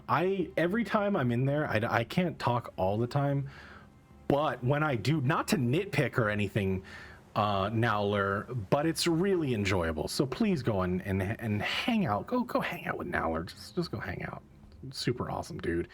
And I do it anyways, just as a thing, because he may not be there and it doesn't stream, but still maybe one time our lovely Kaylin go hang out with Quest for Gold. I don't think he's gonna stream again. I'm not gonna say he's not, but you know, you can still go drop a follow if you want.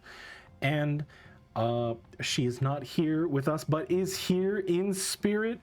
Serious Whimsy. Head on over to the lovely artist of all of our characters, aside from Thamir's character. She has done all of the fantastic work on our characters, all of the PNG tubers. You see the Rask, my game master icon, you know, my PNG, super awesome work, lovely person. Head on over there and hang out, say hi. But with that, I think I am done. Thank you guys so very much for hanging out today. I will be right back next week. Definitely back next week. Thanks for hanging out today, guys. Bye.